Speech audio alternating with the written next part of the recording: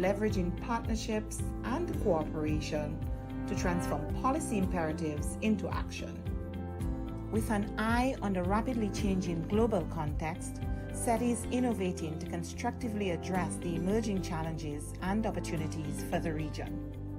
As part of our competitiveness program, SETI is designing precise tools to assess assets and capabilities in the productive sector to determine paths towards higher value goods and services. As our flagship program for partnerships, the Americas Competitiveness Exchange on Innovation and Entrepreneurship, the OAS, will continue to leverage good practices and the power of networks to increase trade and investment in the region. For us, the role of the OAS is very important, connecting countries, connecting governments and private sector, and letting us know what other countries are doing it and how we can replicate that in our countries to enhance development. For me, who has come here to look at how can we develop our own ecosystem, our own innovation hubs, our own accelerators, I think seeing this, touching, feeling it, seeing the transformation, seeing how quickly you've made it happen is a testament to what is possible. So I believe all of us leave here stronger than ever. The Working Group of Experts on Subnational Competitiveness, the GTEX, is our gateway program to promote local economic competitiveness policies alongside municipal and state-level governments, together with the private sector and academia. Este tipo de reuniones te sirven para darte cuenta de todo lo que se está viviendo en América Latina sobre los temas de competitividad. Y hoy justamente en este sector estamos viendo sobre todo los temas de innovación tecnológica, pues que si hablamos de competitividad tenemos que hablar de tecnología. Y me está ayudando mucho para ver el panorama de ver lo que están haciendo otras ciudades y lo que podemos llegar a aplicar también nosotros en México. The Hub on the Transfer and Commercialization of Technology is connecting and strengthening national innovation ecosystems in the region. Each edition of the Hub trains budding technology entrepreneurs from the region's public and private sectors to take promising products and services from idea to market.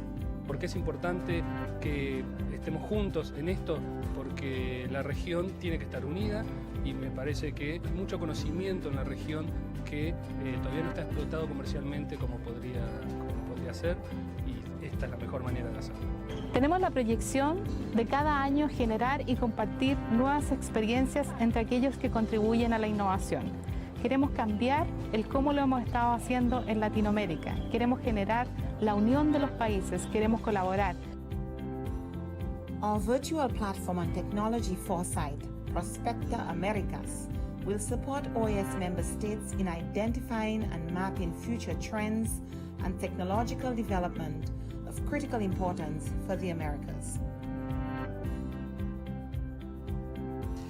Este esfuerzo, el cual viene siendo apoyado por la Organización de los Estados Americanos, nos permitirá tener una gran información para poder mapear estas iniciativas de innovación y poder que ellas contribuyan al crecimiento económico, a la competitividad y al bienestar de nuestras naciones. Como bien sabemos, nos encontramos ya en la cuarta revolución industrial, la que está cambiando rápidamente la forma en que se hace negocios, se produce, se consume y se genera bienestar y entretenimiento en el mundo.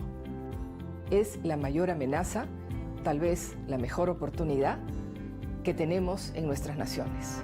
The Inter-American Teacher Education Network, the I-10, is working to improve the quality of teachers with an emphasis on science, technology, engineering, and mathematics education. In 2019, the I-10 launched the first STEM Teacher Fellowship of the Americas. The Energy and Climate Partnership of the Americas, ECPA, is working with governments in the Caribbean to advance electric mobility and clean transport as the sub-region pursues energy independence. Under our Integrated Water Resources Management Program, SETI is responding to the demand of member states for platforms and applications that enable data-driven policies. In the Central American region, for example, we are expanding the scope of Costa Rica's Plataforma Interactiva de Aplicación del Clima Tropical. This tool captures and disseminates real-time climate and water data, promoting resilient agriculture.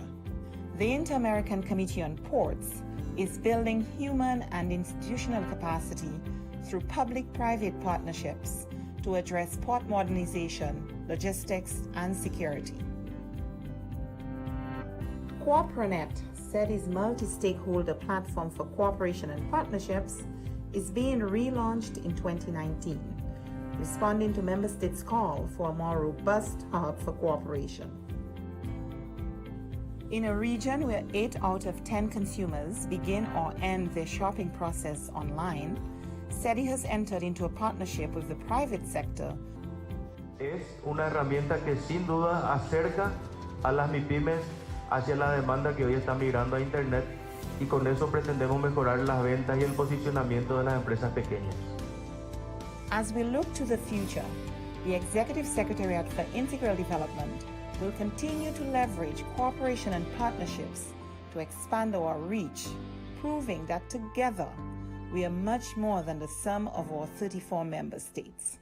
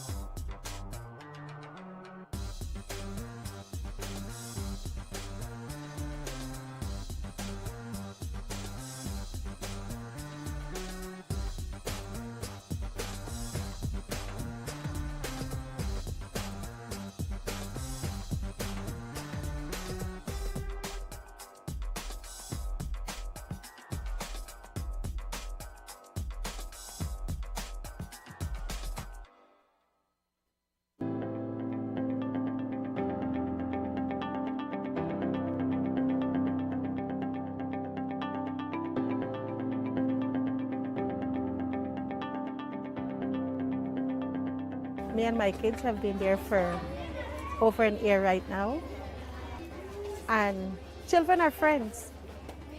It doesn't matter where they come from.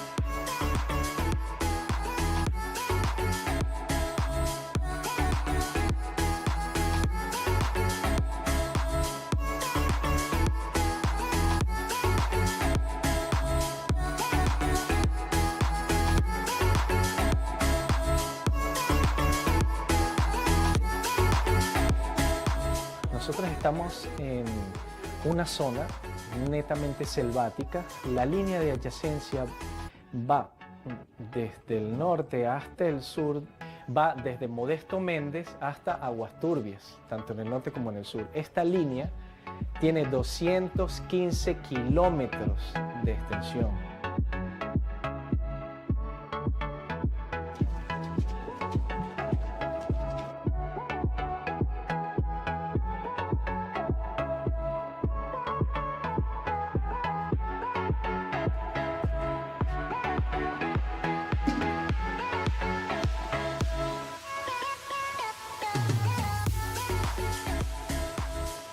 De allí vino él, se buscó creo con los de la OAS y de allí vino el proyecto para acá, para Judá. Y fue que lo dieron el terreno y lo dieron todo lo que era mano de obra y el material para hacer las casas que están ahorita. Y por ese motivo estamos aquí viviendo todavía.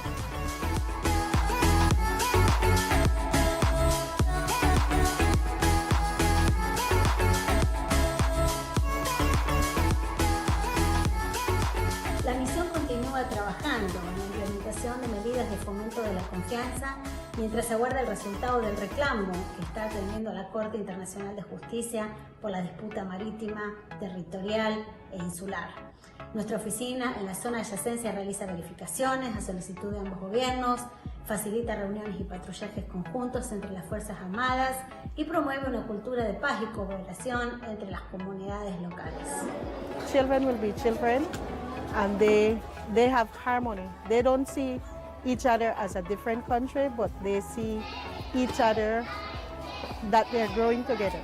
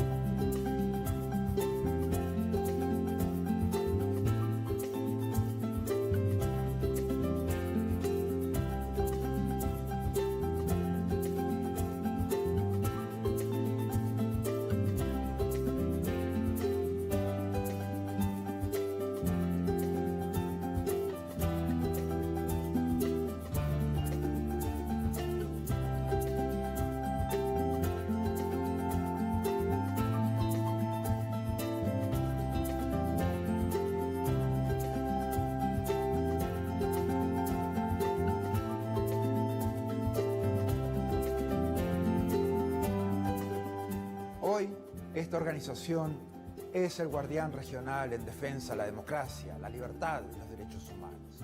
Los países se han comprometido con estos valores a través de instrumentos legales como la Carta Democrática Interamericana, la Convención Americana de Derechos Humanos y todas las demás convenciones interamericanas. Nuestro trabajo es mantener los más altos estándares. Debemos ser objetivos, analizar los hechos, denunciar cuando veamos corrupción, inequidad o amenazas a la libertad. En esos casos no podemos ser neutrales.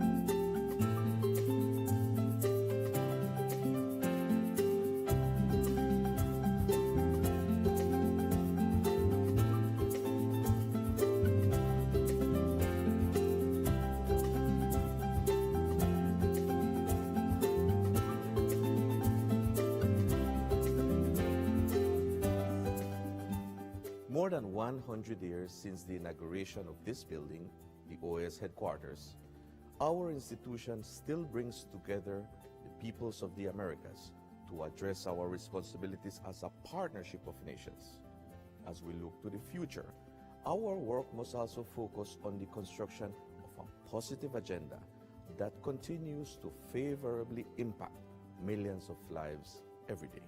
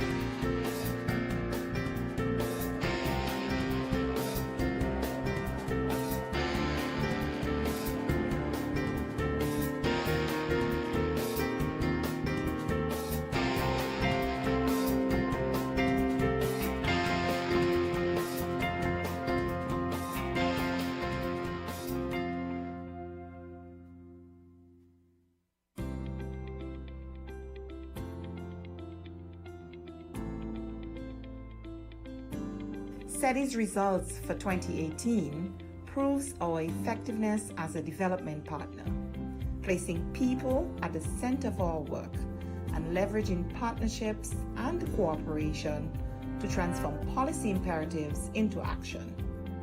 With an eye on the rapidly changing global context, SETI is innovating to constructively address the emerging challenges and opportunities for the region.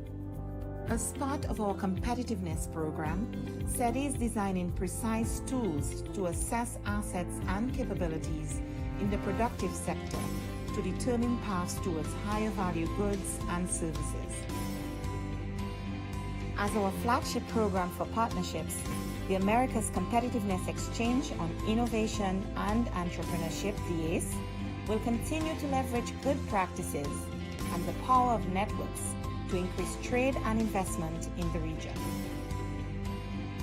For us, the role of the OAS is very important, connecting countries, connecting governments and private sector, and letting us know what other countries are doing it and how we can replicate that in our countries to enhance development. For me, who has come here to look at how can we develop our own ecosystem, our own innovation hubs, our own accelerators, I think seeing this, touching, feeling, seeing the transformation, seeing how quickly you've made it happen, is a testament to what is possible. So I believe all of us leave here stronger than ever. The Working Group of Experts on Subnational Competitiveness, the GTEX, is our gateway program to promote local economic competitiveness policies alongside municipal and state-level governments, together with the private sector and academia. Este tipo de reuniones te sirven para darte cuenta de todo lo que se está viviendo en América Latina sobre los temas de competitividad. Y hoy justamente en este sector estamos viendo sobre todo los temas de innovación tecnológica, pues que si hablamos de competitividad tenemos que hablar de tecnología. Y me está ayudando mucho para abrir el panorama de ver lo que están haciendo otras ciudades y lo que podemos llegar a aplicar también nosotros en México. The Hub on the Transfer and Commercialization of Technology is connecting and strengthening national innovation ecosystems in the region. Each edition of the Hub trains budding technology entrepreneurs from the region's public and private sectors to take promising products and services from idea to market. Porque es importante que estemos juntos en esto, porque la región tiene que estar unida y me parece que hay mucho conocimiento en la región que todavía no está explotado comercialmente como podría hacer, y esta es la mejor manera de hacerlo. Tenemos la proyección de cada año generar y compartir nuevas experiencias entre aquellos que contribuyen a la innovación. Queremos cambiar el cómo lo hemos estado haciendo en Latinoamérica. Queremos generar la unión de los países, queremos colaborar. Our virtual platform on technology foresight, Prospecta Americas, will support OAS member states in identifying and mapping future trends and technological development of critical importance for the Americas. Este esfuerzo, el cual viene siendo apoyado por la Organización de los Estados Americanos, nos permitirá tener una gran información para poder mapear estas iniciativas de innovación y poder que ellas contribuyan al crecimiento económico, a la competitividad y al bienestar de nuestras naciones. Como bien sabemos, nos encontramos ya en la cuarta revolución industrial, la que está cambiando rápidamente la forma en que se hace negocios, se produce, se consume y se genera bienestar y entretenimiento en el mundo. Es la mayor amenaza, tal vez la mejor oportunidad que tenemos en nuestras naciones. The Inter-American Teacher Education Network, the I-10, is working to improve the quality of teachers with an emphasis on science, technology, engineering, and mathematics education. In 2019, the I-10 launched the first STEM Teacher Fellowship of the Americas. The Energy and Climate Partnership of the Americas, ECPA, is working with governments in the Caribbean to advance electric mobility and clean transport as the sub-region pursues energy independence. Under our Integrated Water Resources Management Program, SETI is responding to the demand of member states for platforms and applications that enable data-driven policies. In the Central American region, for example, we are expanding the scope of Costa Rica's Plataforma Interactiva de Aplicación del Clima Tropical. This tool captures and disseminates real-time climate and water data, promoting resilient agriculture. The Inter-American Committee on Ports is building human and institutional capacity through public-private partnerships to address port modernization, logistics, and security. CooperaNet, SETI's multi-stakeholder platform for cooperation and partnerships, is being relaunched in 2019, responding to member states' call for a more robust hub for cooperation.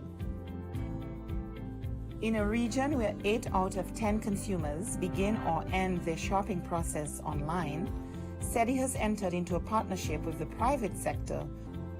Es una herramienta que sin duda acerca a las MIPYMES hacia la demanda que hoy está migrando a Internet, y con eso pretendemos mejorar las ventas y el posicionamiento de las empresas pequeñas. As we look to the future, the Executive Secretariat for Integral Development will continue to leverage cooperation and partnerships to expand our reach, proving that together we are much more than the sum of our 34 member states.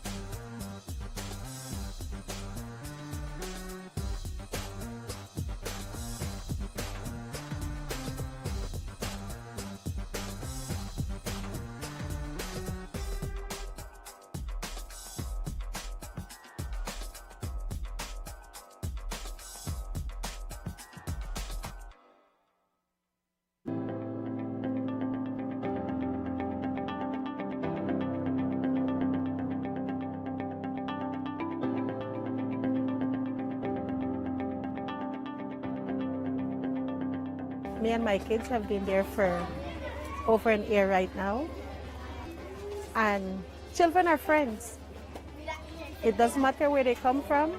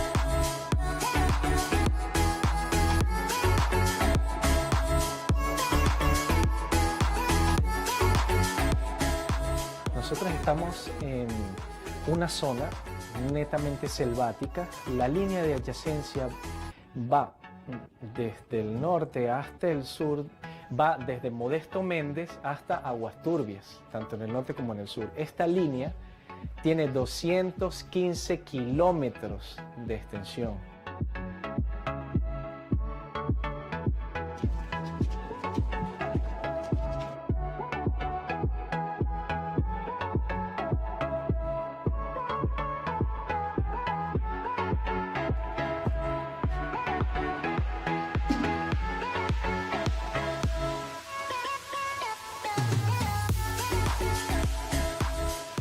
De allí vino él, se buscó creo con los de la OAS y de allí vino el proyecto para acá, para Judá.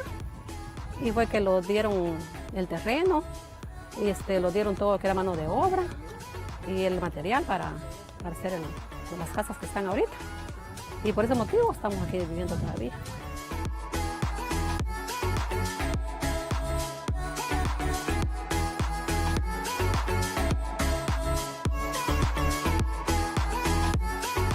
La misión continúa trabajando en la implementación de medidas de fomento de la confianza mientras aguarda el resultado del reclamo que está atendiendo la Corte Internacional de Justicia por la disputa marítima, territorial e insular. Nuestra oficina en la zona de adyacencia realiza verificaciones a solicitud de ambos gobiernos, facilita reuniones y patrullajes conjuntos entre las Fuerzas Armadas y promueve una cultura de paz y cooperación entre las comunidades locales.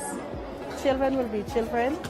And they have harmony. They don't see each other as a different country, but they see each other that they're growing together.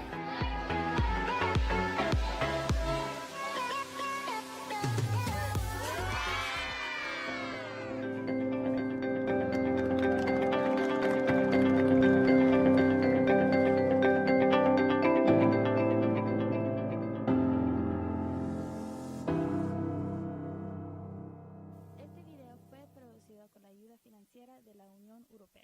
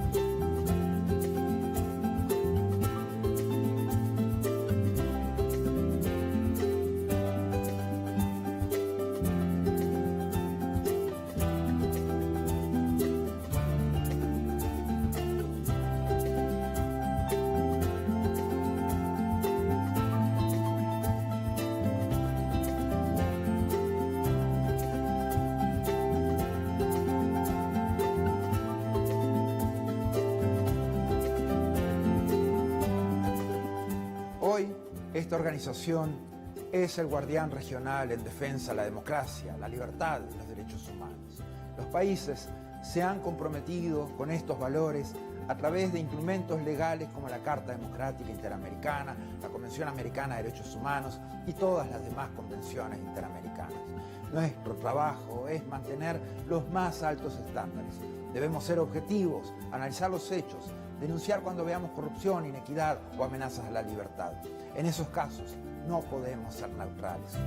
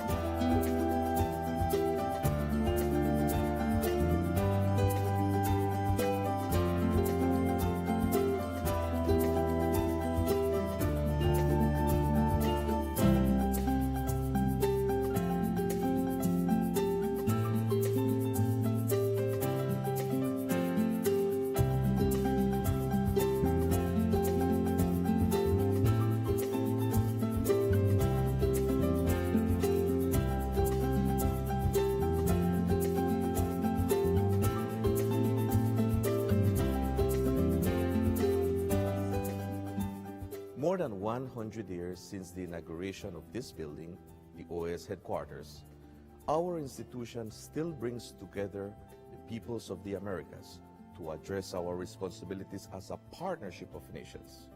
As we look to the future, our work must also focus on the construction of a positive agenda that continues to favorably impact millions of lives every day.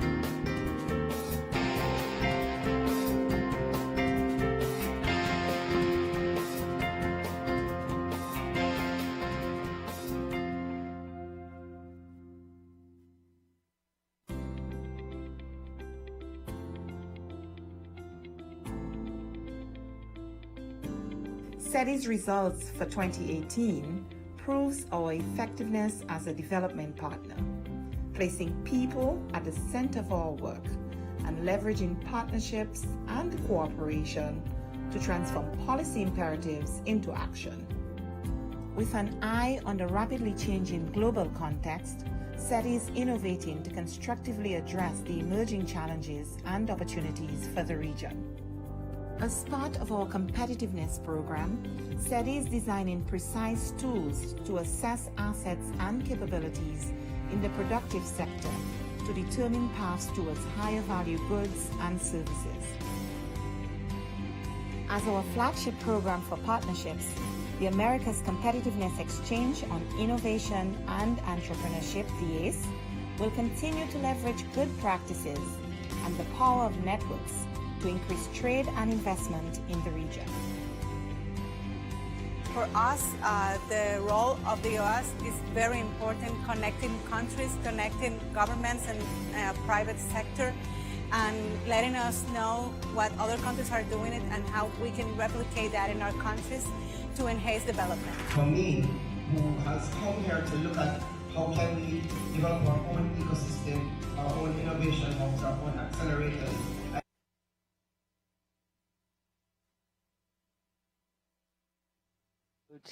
For this topic, and I'd like to welcome you to this dialogue on combating the trafficking in persons for the purpose of sexual exploitation from the perspective of financial intelligence. We have Spanish and English interpretation available today, and you can activate that on your Kudo screen. Please also note that the opinions expressed here do not necessarily represent the positions of the OAS or the member states. Today we will be working in 4 segments. We will start with a welcoming from our authorities, then a panel, and then followed by conclusions and recommendations. With that, I would like to introduce our moderator today, the director of the DTOT, Gaston Schumeister. Thank you very much, Monica. On behalf of the Transnational Organized Crime Department of the OAS, on behalf of the Secretary of Multidimensional Security, Arthur Weintraub, let me begin by extending a warm welcome to those who are joining us today, to Her Excellency Cristina Galet, Secretary of State for Foreign Affairs of Iberoamerica and the Caribbean of Spain, the co-organizers of this event, Her Excellency Ambassador Luz Helena Baños, Permanent Representative of Mexico to the OAS, Ambassador Carmen Monton Jimenez, Permanent Observer Representative of Spain to the OAS, Your Excellencies Ambassadors and Permanent Representatives, delegations of member states, representatives of the permanent observers, distinguished panelists and guests, international organizations and entities represented, and all of the people who are following us live on our OAS channel. Ladies and gentlemen, good morning. For me, it is a tremendous honor to join you in this conversation on combating the trafficking in persons for the purpose of sexual exploitation from the perspective of financial intelligence. Today, I will be serving as the facilitator and moderator of this event, for which we have a very important agenda and very distinguished participants. That said, and without further ado, we will begin with our opening session. We would appreciate that the ambassadors who are joining us today can please connect, and we will begin for these purposes by offering the floor to Ambassador Luz Helena Baños Rivas, Permanent Representative of Mexico to the OAS, for her welcoming remarks. Ambassador, we look forward to hearing from you.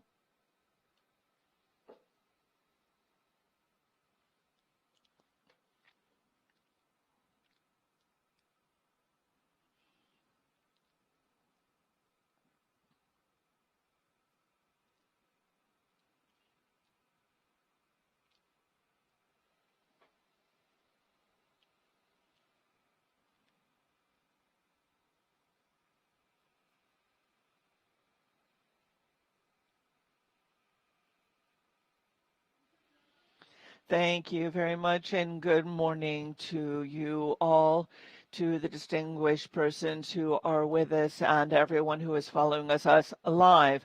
On behalf of the Permanent Mission of Mexico to the Organization of American States, it is a pleasure to welcome you to this conversation on combating trafficking in persons for the purposes of sexual exploitation from the perspective of financial intelligence, organized with the Permanent Observer Mission of Spain and the Department Against Transnational Organized Crime of the OAS.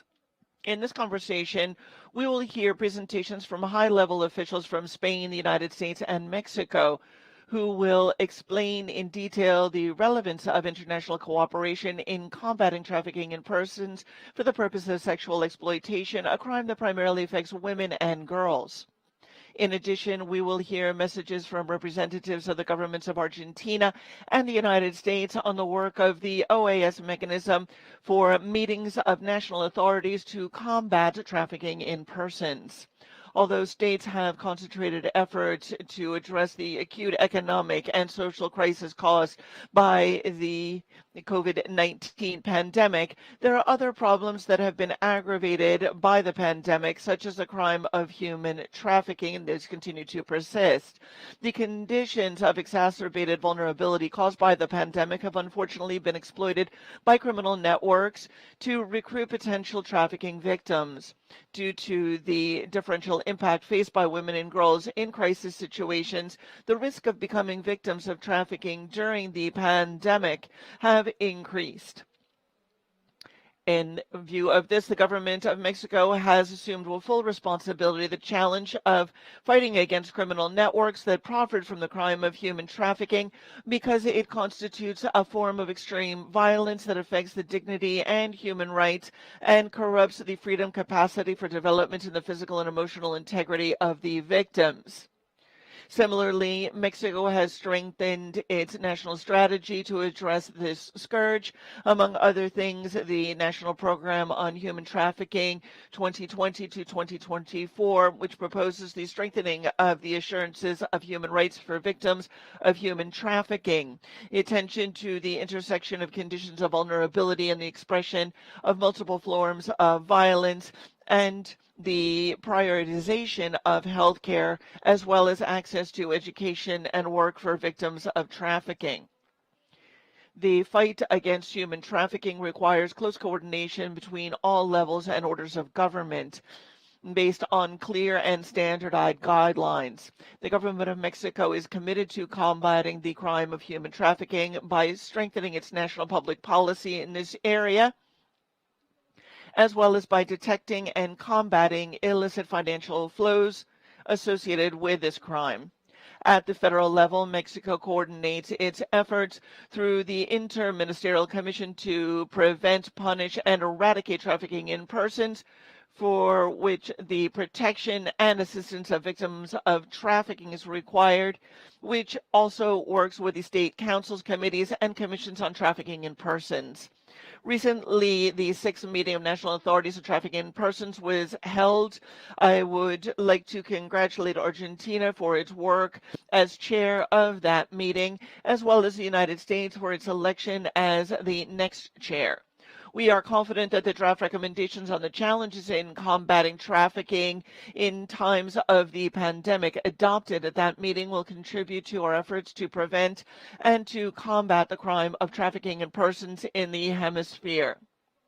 Let me conclude by expressing our special thanks to the Permanent Observer Mission of Spain to the OAS for its initiative and financial support to hold this conversation, as well as for the coordination and the impetus given to this initiative, again, as well as the financial support to hold this conversation, which will reinforce the exchange of experiences and best practices to strengthen the fight against the illicit financial flows that sustain trafficking in humans. I thank the distinguished panelists and all of you for your participation. I hope this discussion will be useful and enriching to analyze this complex issue and, if necessary, to design better and more effective public policies.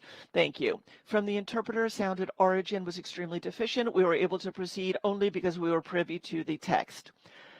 Thank you very much, Ambassador. Let me now recognize the Permanent Observer Representative of Spain to the OAS. If we could please ask the department to give access. Thank you very much. My first remarks should be to be of gratitude for the interest and the warm support of the observer mission of Spain to the OAS to hold this conversation.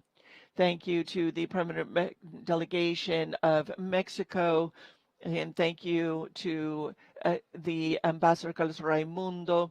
Also, thank you to the interim representative of the United States to the OAS, and also our gratitude particularly to the Secretariat for Multidimensional Security and the Department Against Transnational Organized Crime of the OAS for hosting this meeting.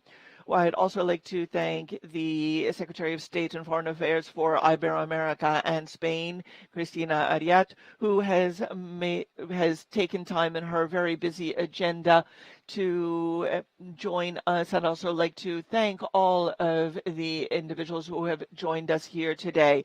Lastly, I would also like to send my cordial greetings to all of the people who are following us live on both sides of the Atlantic, and I invite you to join us in leaving your comments in the appropriate fora.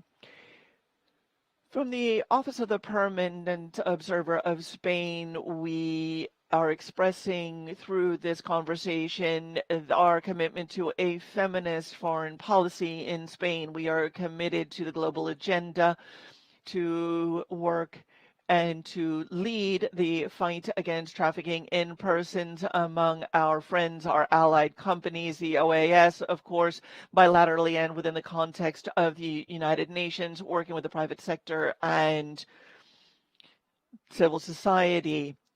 Trafficking is a global crime and it must be addressed as such. We are dealing with a crime that women and girls suffer primarily, over 70%. In the first, we see the case of sexual exploitation followed by forced labor. In the case of sexual exploitation, 94% are women and girls. These are victims who are afraid that suffer the stigma and the embarrassment of the crime. This is a repugnant crime that is one of the worst faces of the patriarchal society and male chauvinism. In Spain, we are working from the perspective of human rights and of social awareness so that the concept of trafficking and its purposes does not become normalized in our society. Trafficking with sexual purposes is a tremendous criminal enterprise that should not be under any circumstances normalized.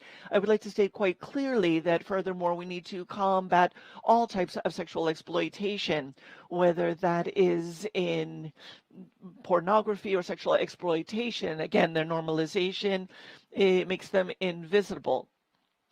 And making them invisible also leads to normalization and to impunity. We must report and denounce the increase in these types of crimes, particularly among women and girls with the socioeconomic crisis.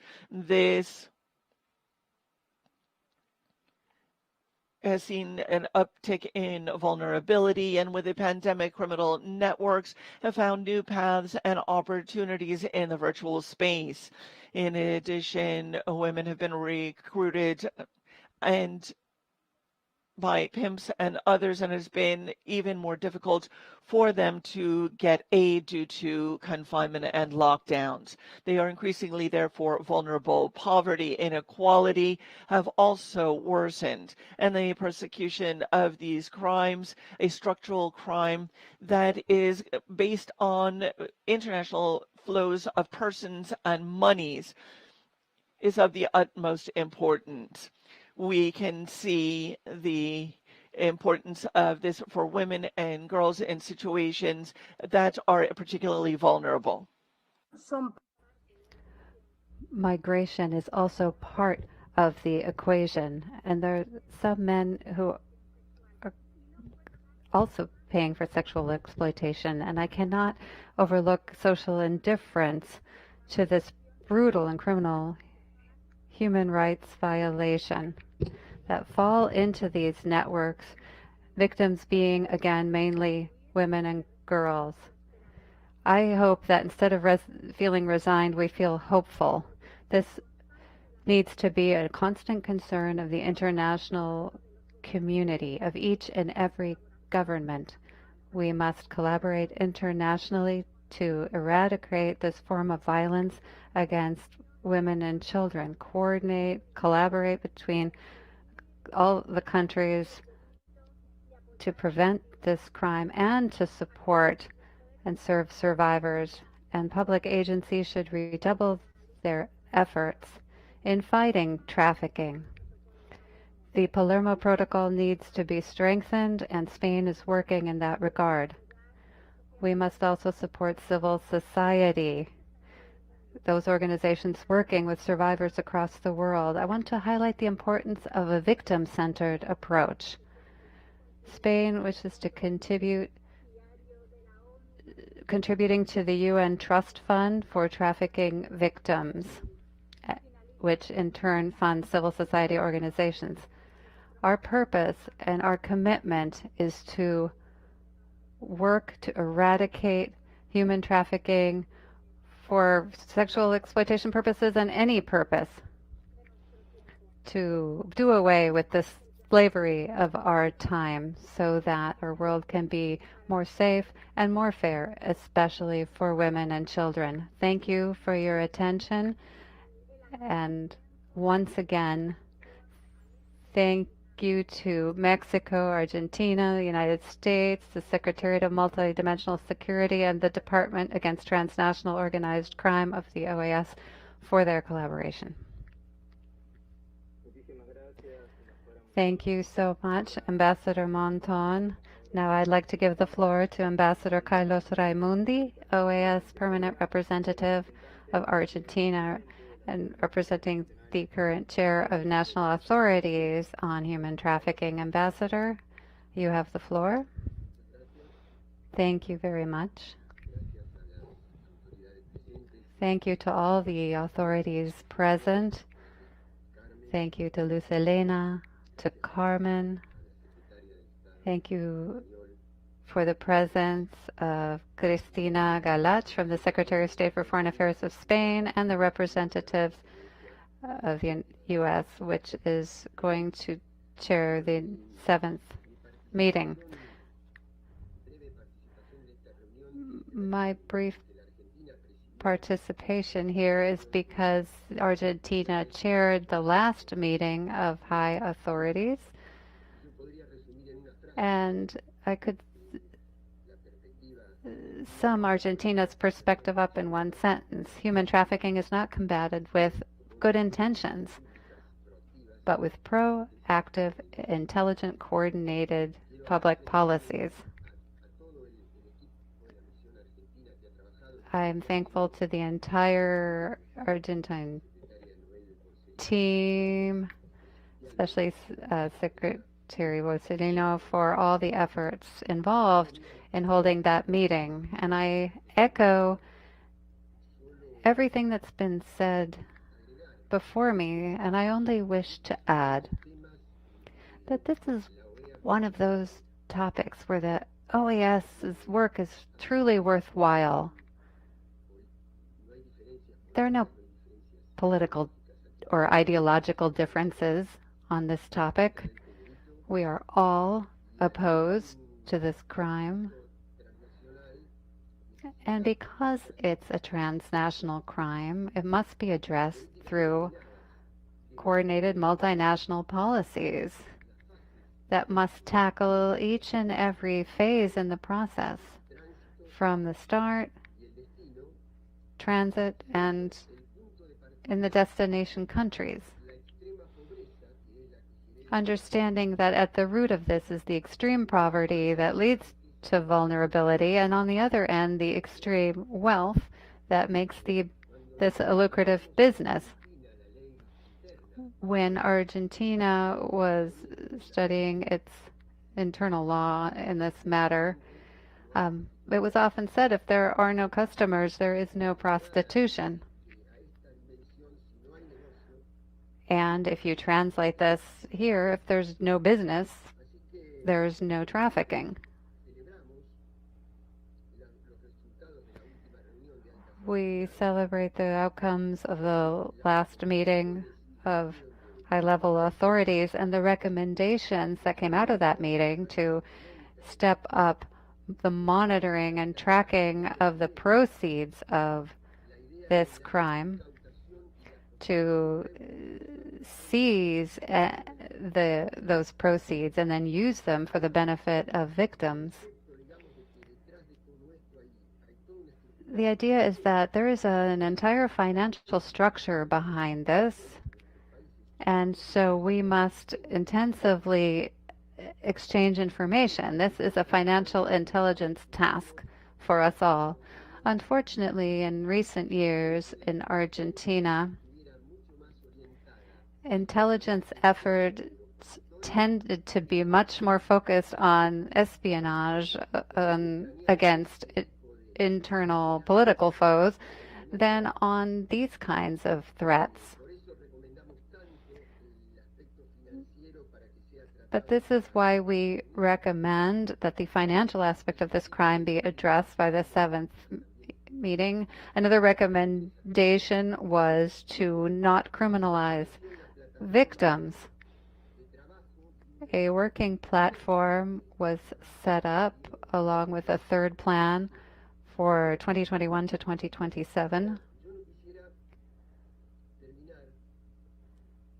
I would like to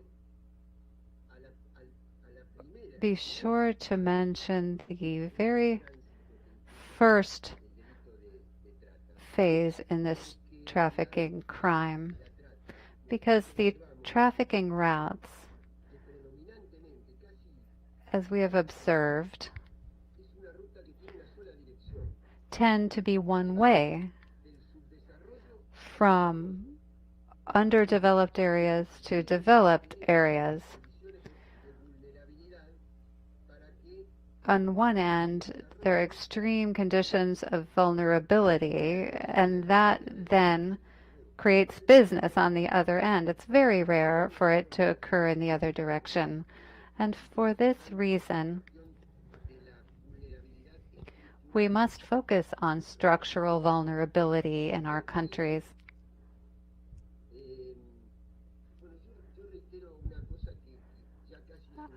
I'd like to underscore something that is said across the diplomatic corps in Argentina. People are not born vulnerable. They're not born poor. They're not born slaves. There is slavery. There are policies that exacerbate poverty. There are policies that make people vulnerable. And so there must be a multidimensional, not only multilateral, but multidimensional approach. Economic and financial systems are central to this matter, and I am tremendously grateful for all the multilateral cooperation efforts that we've seen. Nevertheless, cooperation efforts mustn't, and I'm not talking about any specific country, I'm talking about a system of power. Cooperation is quantifiable. But if structurally it isn't accompanied by a system that changes foreign investment policies such that our countries can have policies that impose discipline on capitalist systems so that we can ensure development. It can't be if you don't ensure that all our profits can be extracted in such and such a way, or if you don't protect our assets, then we will divest. Cooperation tends to go in just one direction, but the structure of the system is two-way. I'm not at all saying anything against investment, quite the contrary.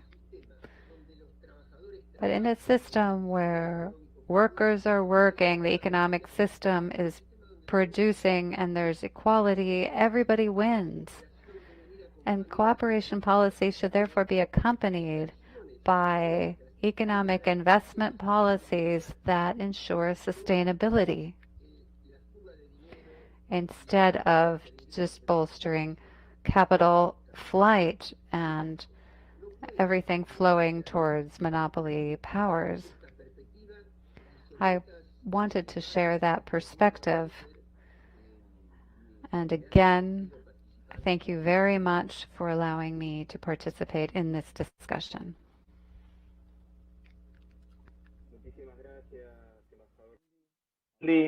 Ahora ofrezco la palabra Thank you very much, Ambassador. Let me now offer the floor to Carla Bordi, Senior Advisor for Multilateral Affairs of the United States, on behalf of Carrie Johnson, Acting Director of that office and the incoming Chair of the Meeting of National Authorities on Trafficking in Persons. Ms. Burry, you have the floor.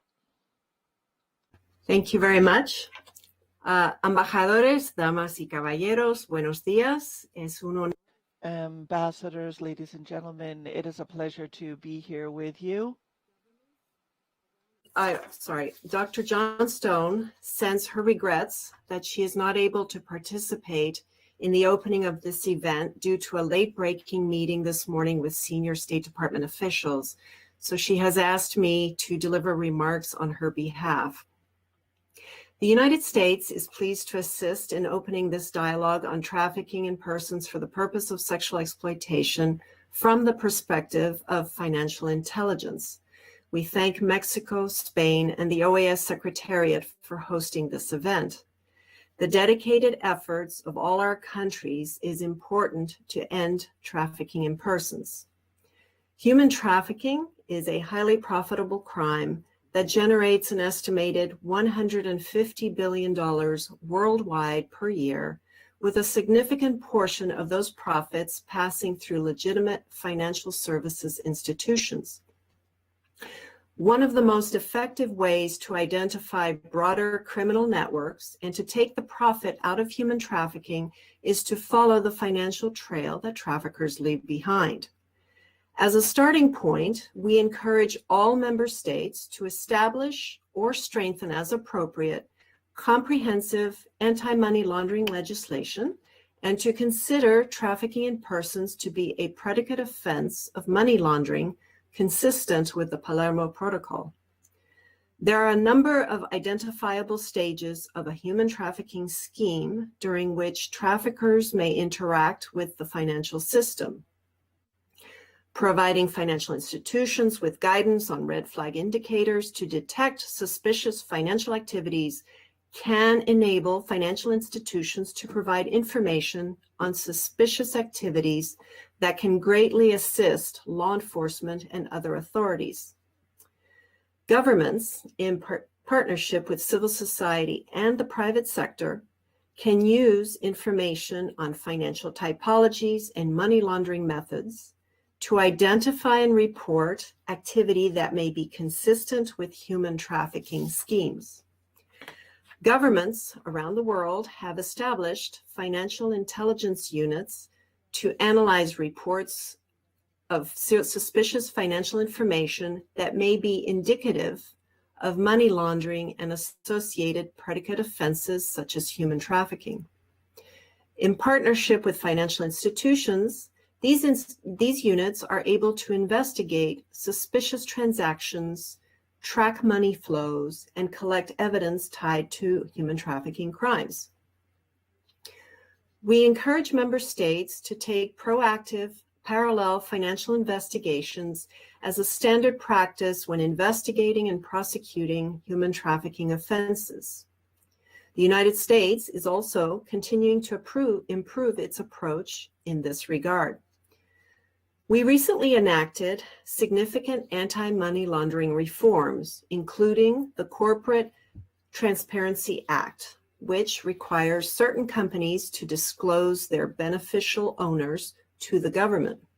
This new requirement is important since we know that companies can be used as fronts for human trafficking and other illicit activities.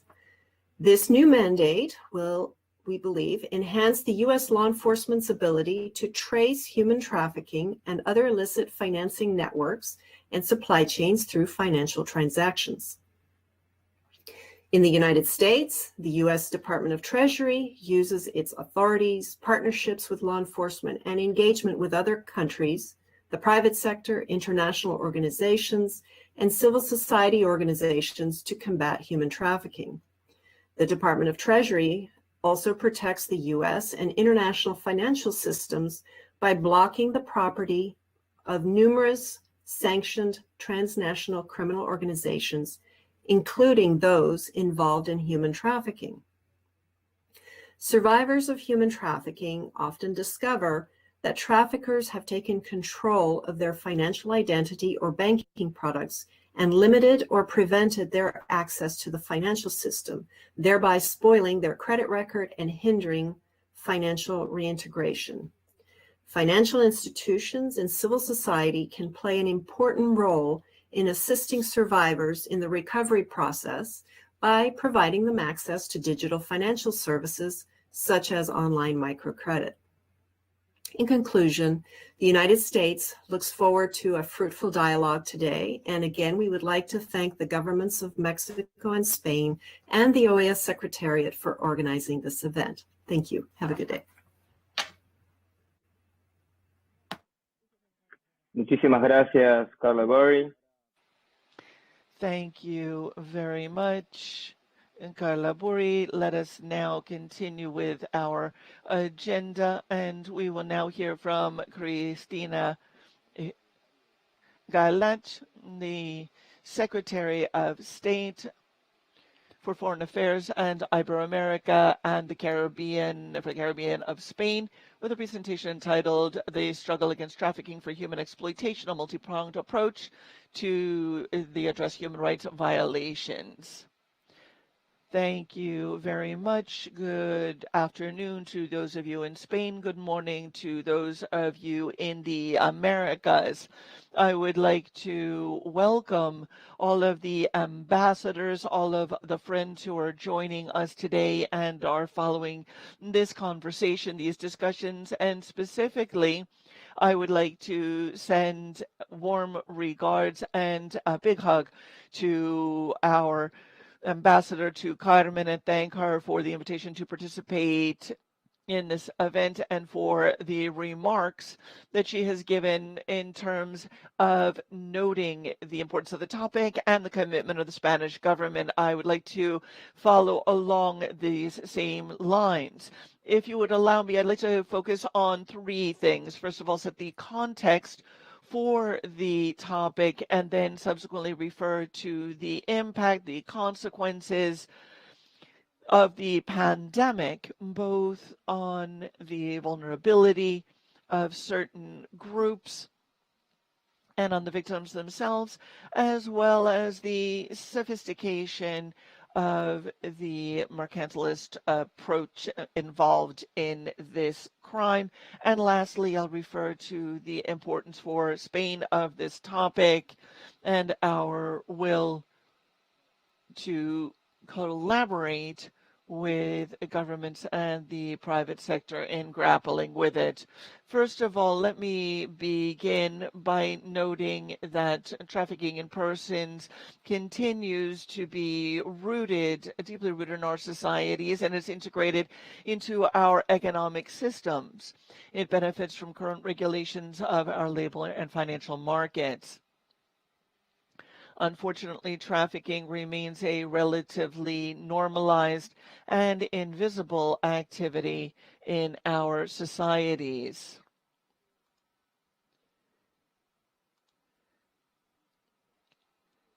According to data from the International Labor Organization, the ILO, the calculation is that profits in trafficking are estimated at $150 billion annually, as the United States has just noted. But I think we need to separate these out.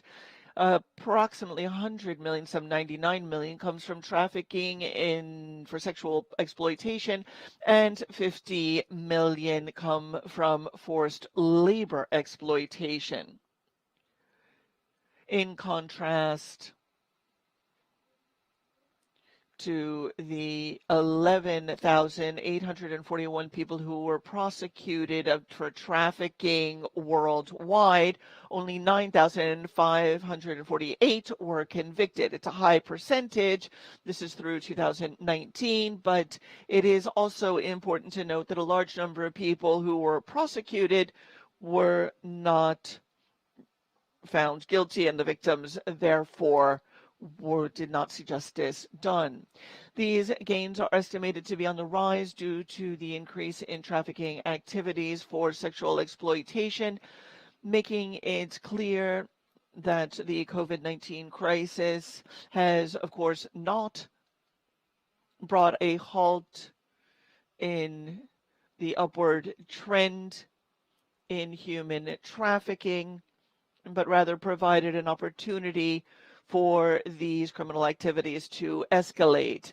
To understand this correlation, we must analyze human trafficking as the business, a business that it is, and therefore the primary driver of these crimes is the law of supply and demand. This is a first thought and the first premise from which we, as countries of destination, must start, for the simple reason is that because we are the ones that are home to those who are requiring the service. We are the demand side. And demand, of course, shapes trafficking. The evidence is that during confinement and mobility restrictions, of course, we have seen that human trafficking for purposes of sexual exploitation has become increasingly digitalized, and there's been an increase in the number of hours spent on the internet by consumers of trafficked goods and services. Traffickers have been able to adapt to the new normality, moving from physical exploitation to online exploitation. But the for-profit approach continues to be the same. Then the traffickers continue to do business based on people's vulnerability. And the mere quantification of this criminal activity shows us that we are dealing with a business, and I would say big business. Second, trafficking in the context of the COVID-19 pandemic. And in other aspects, the pandemic has had particularly negative effects and consequences. Of course, these negative consequences stem from the restrictive measures adopted to control the pandemic, socially distancing, confinement, mobility restrictions, as well as the factors that involve individuals who are even more vulnerable and that during the pandemic have become increasingly vulnerable. These include women, children, sexual and gender minorities, people living in humanitarian emergencies, individuals with mental health problems or addictions, people living in precarious and impoverished situations. All of these are named by the Red Cross. The Red Crescent is particularly vulnerable. In addition, the impact of the pandemic, the global economy has increased the vulnerability of certain groups. And we have seen that it is particularly the informal sectors and those with the lowest incomes who are most vulnerable. According to the International Labor Organization, the ILO, 42% of women workers in the informal sector are at high risk of becoming victims of trafficking as compared to 32% of men in the same situation. The negative consequences of the pandemic also affect those individuals who are not previously living in precarious circumstances. The ILO further estimates that up to 35 million more people than before the pandemic could find themselves in working poverty. These people, because they are unable to meet their basic needs, are therefore more exposed to trafficking networks. Many of them, because they are more vulnerable, have also increased their debt and are forced into forced labor or debt bondage. Others are forced into debt to forced marriages or sexual relations to pay off their debts. There are other groups that have seen an exponential increase in the risk of becoming victims of trafficking: migrants, minors, and of course, survivors of traffickers. My dear friends, let me give you a bit of information about Spain. In Spain, the situation is particularly alarming. I think we need to be honest and forthright, and I want to be straightforward with all of you. Certainly, in terms of the demand for trafficking with the purpose of sexual exploitation, Spain indeed is the leading European country in the consumption of paid sex and the third in the world. This information creates all kinds of reactions, of course, and the victims identified in Spain are primarily foreign women. And if the victims are primarily women, it is because sexual exploitation responds to a specific demand. What is most striking about this is that 95% of the victims of sexual exploitation are women and girls, as mentioned by Carmen already, but I did want to highlight that again in this discussion. Trafficking, therefore, has a very marked gender component, and it therefore makes it a gender crime. The objectification and sexualization of women reinforces men's position of power over women's bodies. If 7 out of 10 trafficking women are women, it is because this crime takes place where societies, where gender discrimination and gender violence are deeply rooted. The gender dimension of trafficking is nothing more than the endemic continuity of violence against women and girls in societies that normalize stereotypes of male domination, norms, and gender roles. We are aware of this reality in Spain, and Spain has therefore made the fight against this crime a priority as part of its domestic policy and as part of its feminist foreign policy.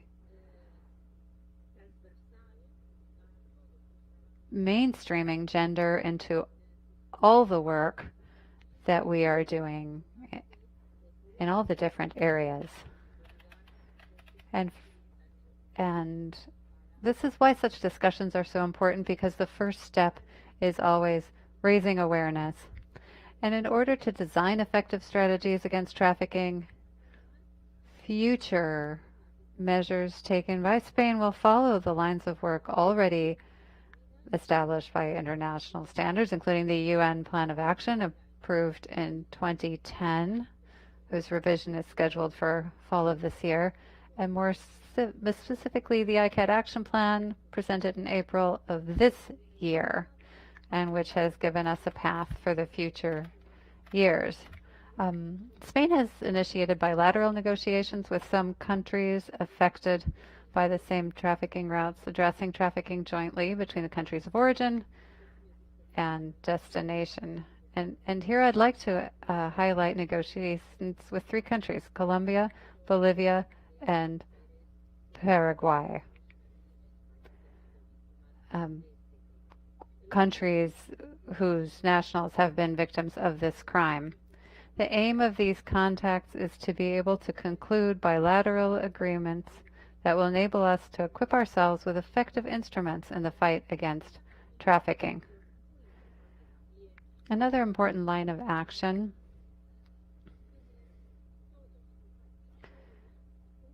involves all of us sharing political leadership. Our foreign minister recently met with 14 foreign ministers from other countries for purposes of mobilization through awareness raising. I've returned from a number of countries, Ivory Coast, Guinea-Bissau. I've met with women foreign ministers to look at how we can tackle this problem, and this kind of buy-in is vital. It's important to continue also with the best practices highlighted, for instance, by Blueprint from the financial gains more than slavery and the FAST programs. This is a common acronym, or one that's become familiar to us. I think we can apply those mechanisms and thereby work more effectively. And with a partnership, a public-private partnership, we can address the financial issues at hand and the ones that are being addressed at this discussion. I wanted to highlight that this project focuses on the economic impact of trafficking, which, as already mentioned, is estimated at 150 billion per year. The profits of these organizations reflect the failures of the market and the financial system to identify these illicit flows. We need to be able to trace the funds of these multifaceted criminal organizations and seek synergies and cooperation. What is most important in our view is to have a truly global approach, which is why the FAST initiative seems so important. We like to deepen analysis of this and apply this at the Latin America level to see whether that kind of approach can result in more efficacy. So, in conclusion, countries must improve their knowledge and understanding of this human rights violation and crime in order to make the right decisions. Human trafficking should be on the international political agenda, just as drug trafficking or terrorism are. The pandemic has had tremendously negative repercussions, not only on specific vulnerable groups, but also on the adaptation and intensification of this despicable business. We've seen how it adapts incredibly well. Spain is committed, especially through its feminist foreign policy, to make the rights of women and girls a priority. We want to contribute not only to the debate, but also to the fight against this human rights violation. We are convinced that working together is the solution. Thank you very much for inviting me to take part in this discussion. And I'm very much looking forward to hearing from the other panelists and speakers. Thank you to the moderator. Thank you, Secretary Gala, for sharing with us your country's perspective on this issue. We will now proceed with our panel discussion, the specific topic of which is combating trafficking in persons for sexual exploitation from a financial intelligence perspective. I'd like to highlight that the Department Against Transnational Organized Crime of the OAS has been working with the member states to build capacity to attack the different aspects of this crime, including the finances of criminal groups as a key strategy. So now we have the honor and privilege of having a group of experts on the approaches to tackling this crime. As moderator, it is now my honor to introduce them as they appear on the agenda. And once they are finished with their presentations, I will share some closing remarks. Our first panelist is Enrique Lopez Villanueva, head of the Service of Intelligence Center Against Terrorism and Organized Crime of the Secretary of State for Security of Spain. Mr. Lopez, let's make sure that you can get connected. I'll ask the conference's team to be sure that you can get on screen.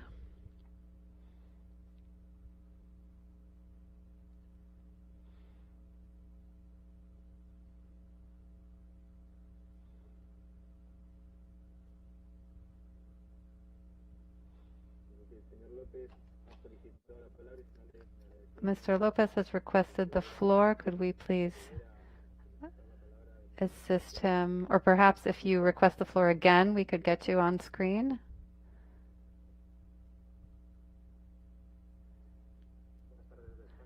Good afternoon from Spain. I hope you can hear me.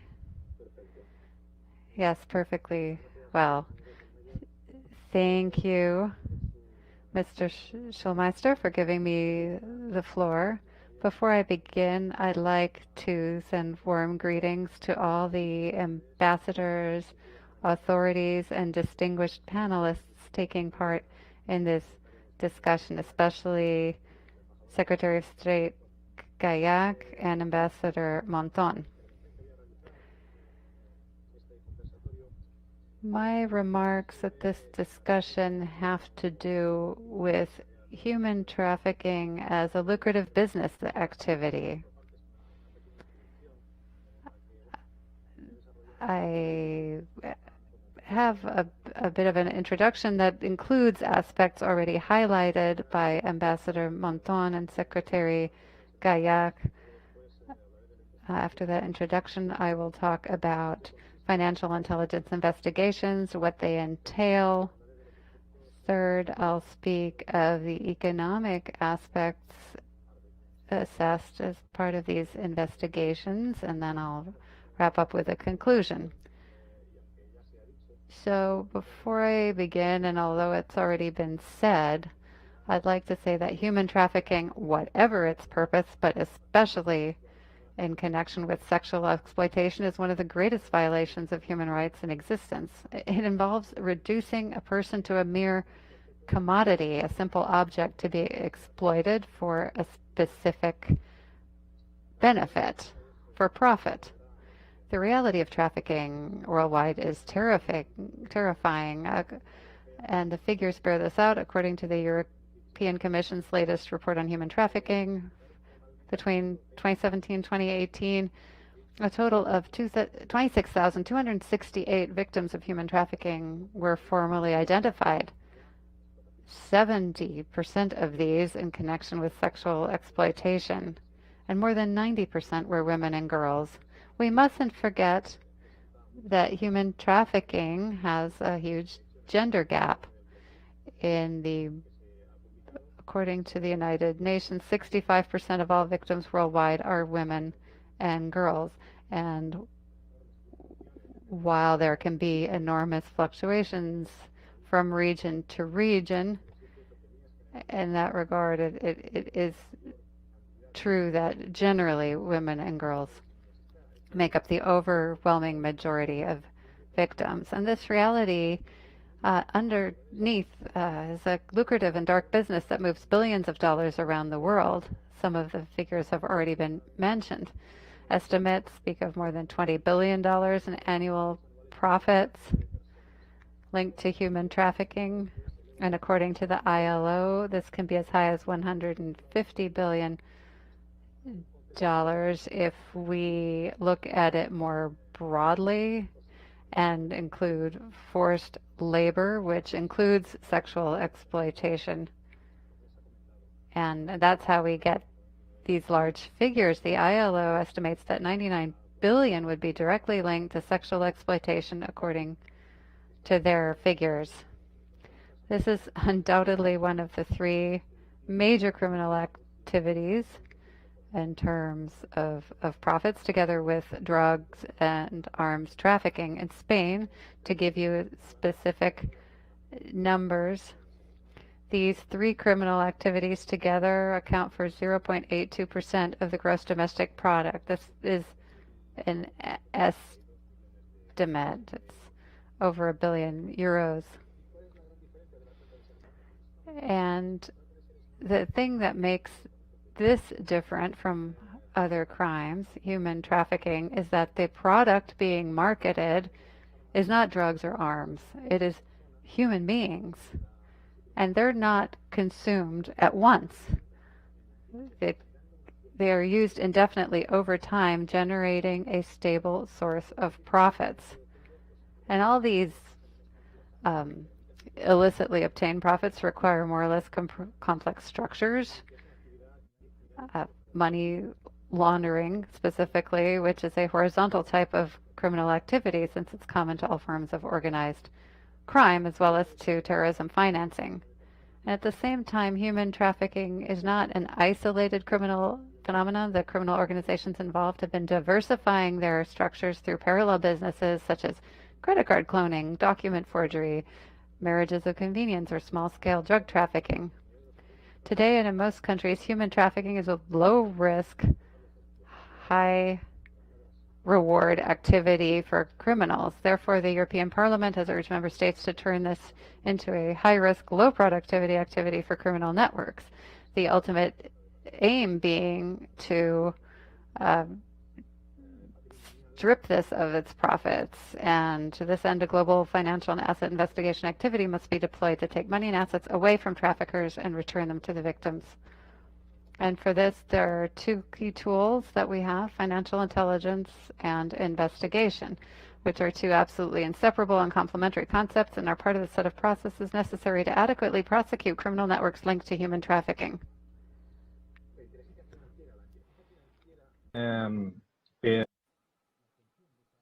Obtaining financial intelligence that allows for the appropriate prosecution of crimes is based on the intelligence cycle, which consists of a sequence by which information is obtained, transformed into intelligence, and made available to users.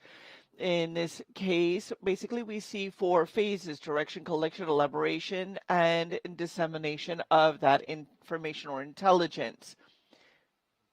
I know the time is limited, but the fundamental cases here are the collection and elaboration from closed sources or databases, and the analysis of those sources of information then makes it possible to establish patterns that are replicable and identifiable.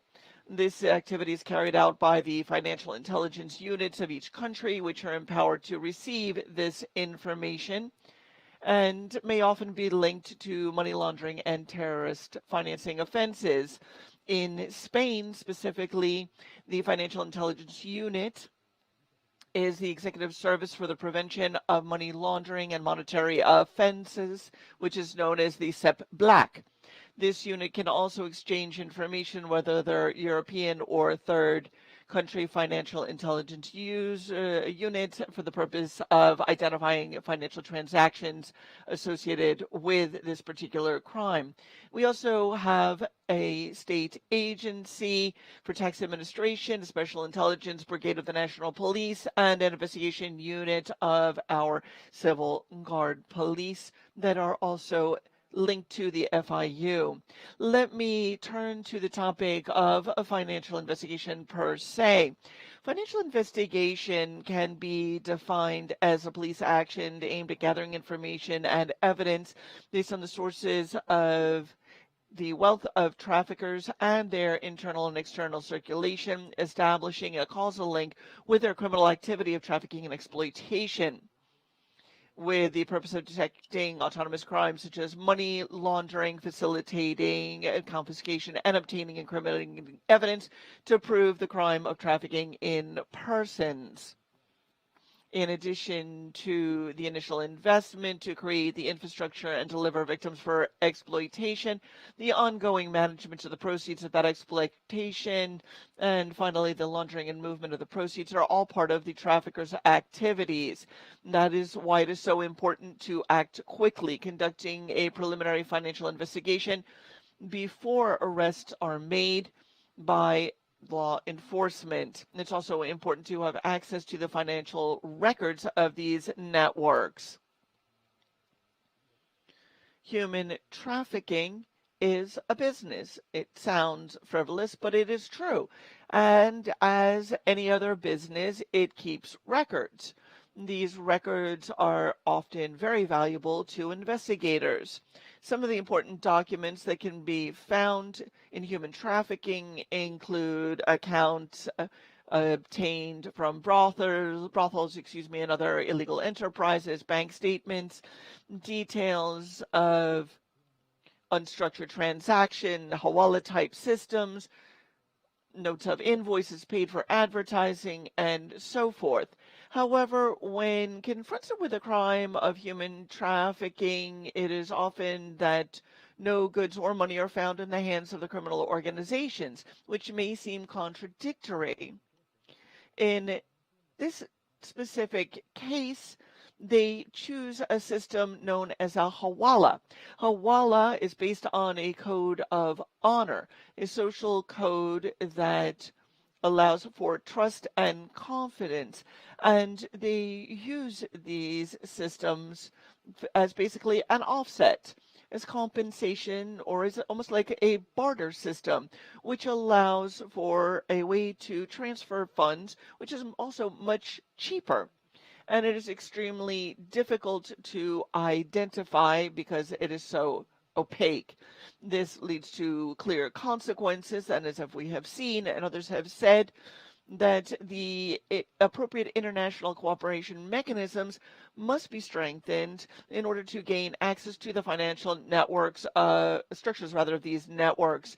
In this area, Spain has been working with the National Office of Recovery and Asset Management within the Ministry of Justice and the Office of the Recovery of Assets, that's ORGA and ORDA respectively, the latter belonging to the Ministry of the Interior, which is located in the Intelligence Center Against Terrorism and Organized Crime, which is the organization that I belong to. ORGA, it belongs to the General State Administration, and its function is to assist judicial bodies and prosecutors in the recovery, conservation, administration, and realization of the effects, goods, instruments, and proceeds from criminal activities committed within the framework of a criminal organization in the most serious economic crimes, drug trafficking, money laundering, human trafficking, corruption, major fraud, and so forth. The ultimate goal is to deprive criminals of their ill-gotten gains and provide compensation to victims. In addition, the Asset Recovery Office, ORDA, is tasked with managing requests from law enforcement agencies for asset tracing at the European level, and exercises the same function as the Asset Recovery Network of the Financial Action Task Force of Latin America, GAFILAT. The third topic that I'd like to address is in the context of financial investigations are the economic aspects. In that regard, we can see that the financial sources are particularly relevant as they serve to relieve the victims of the exclusive burden of proof. For some years in Spain, we have been seeking to dismantle these criminal enterprises and their criminal networks and to charge them with additional offenses. In doing so, we can lighten the burden on the victims themselves. As we all know, human trafficking, the testimony of the victims is often the only evidence that we have available. So having additional proceedings can be beneficial, not just to the proceedings, but also to, again, relieving the burden on those victims.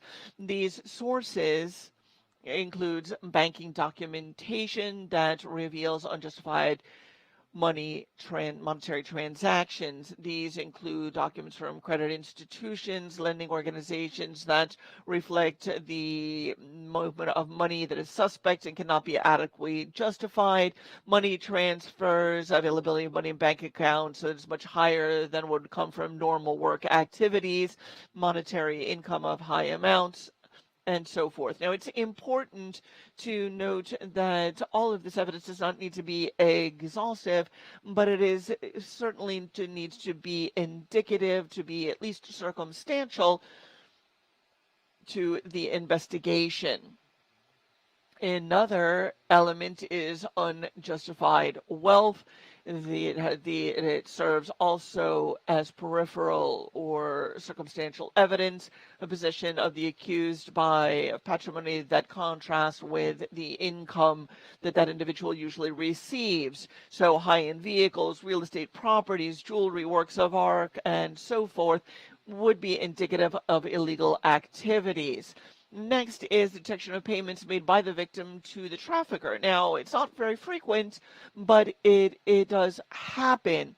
It is logical that the trafficker avoids leaving clear documentary evidence of this activity, but it may be that the victim provides receipts for payments made to the investigated parties, and bank statements of the detainees show how such payments have been made in the victim's names.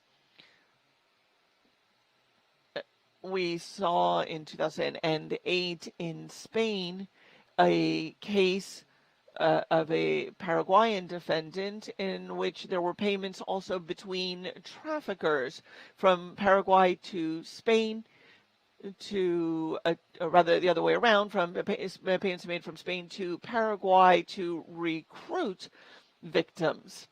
Another element is the seizure of large amounts of cash in the possession of the trafficker, of course, which is difficult to justify and results unusual, particularly in these cases. We tend to see very large amounts of coins that are often found, and these tend to be the result of forced begging activities also carried out by the victims. This is also something that has been recognized as a form of forced labor. Another element in the finer component there, prior to turning to the conclusions, are the organization's accounts. Further evidence are their notebooks, passbooks, or documents reflecting payment of the victim's debt to the trafficker. It tends to be rather rudimentary, not particularly sophisticated, but at the formal level, it consists of figures, dates,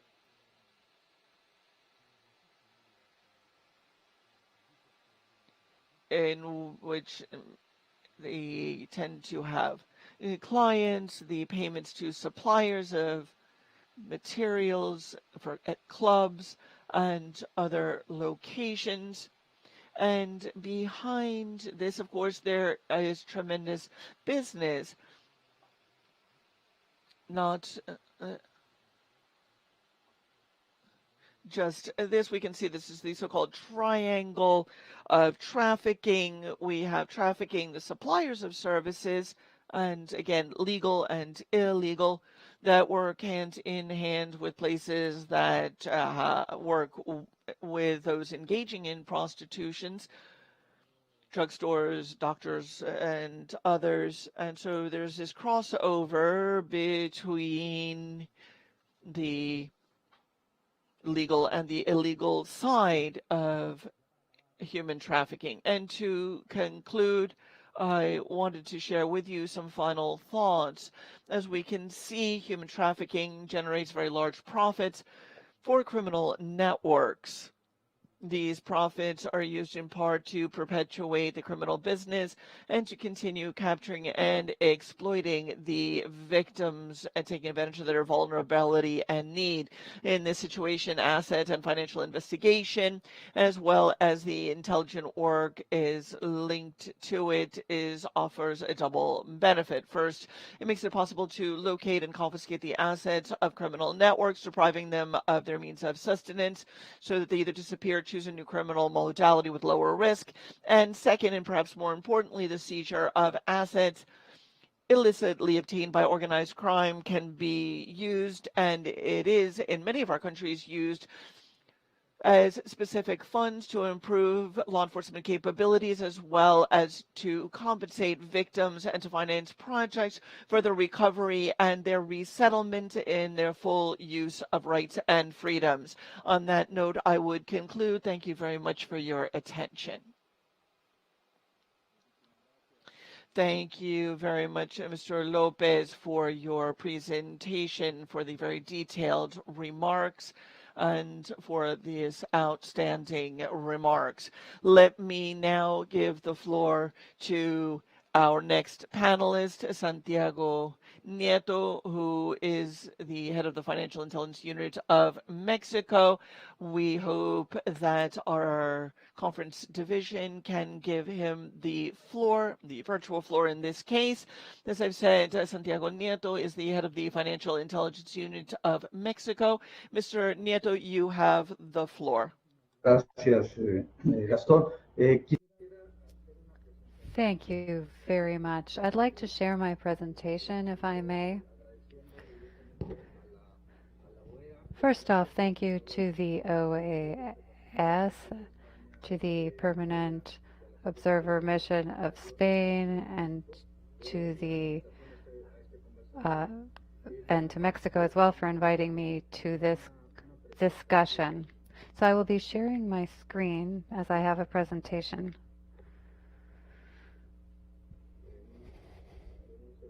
Just one moment.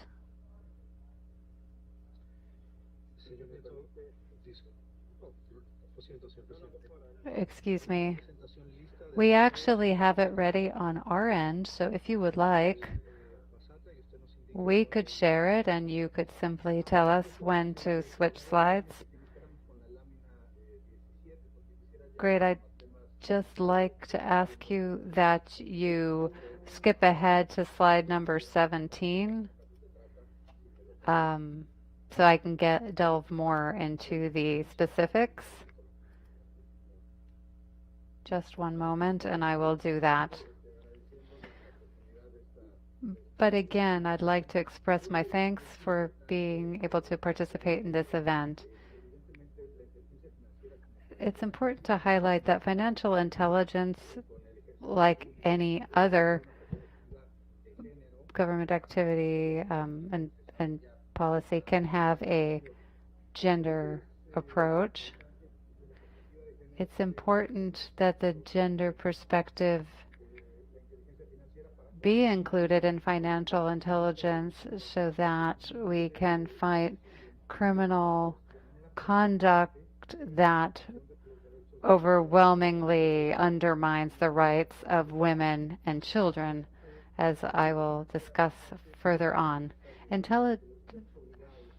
Financial intelligence requires regulated entities to provide information so that our units can work cases against money laundering, terrorism financing, and of course tackling the predicate offenses. And of course we have two models in Mexico. There's the proactive approach where we are seeking out data so that we can find or identify vulnerable groups, and then we have the reactive system when an institution or agency, the prosecutors, whether national or state level or even an international agency, request information from us, either indirectly or directly through task forces. The key point is that human trafficking is a supranational criminal activity, and therefore to effectively combat it, there must be an integrated strategy. And it is connected with fighting the criminal organizations that traffic in people and to attack their financial structures. It also involves combating political, judicial, and police corruption, because that provides support to these criminal groups as well. And also key is to address demand. So it's a multi-pronged strategy. But the key thing, as we've seen recently is an increase in trafficking networks, particularly in tourist areas, through two modalities. Please, next slide.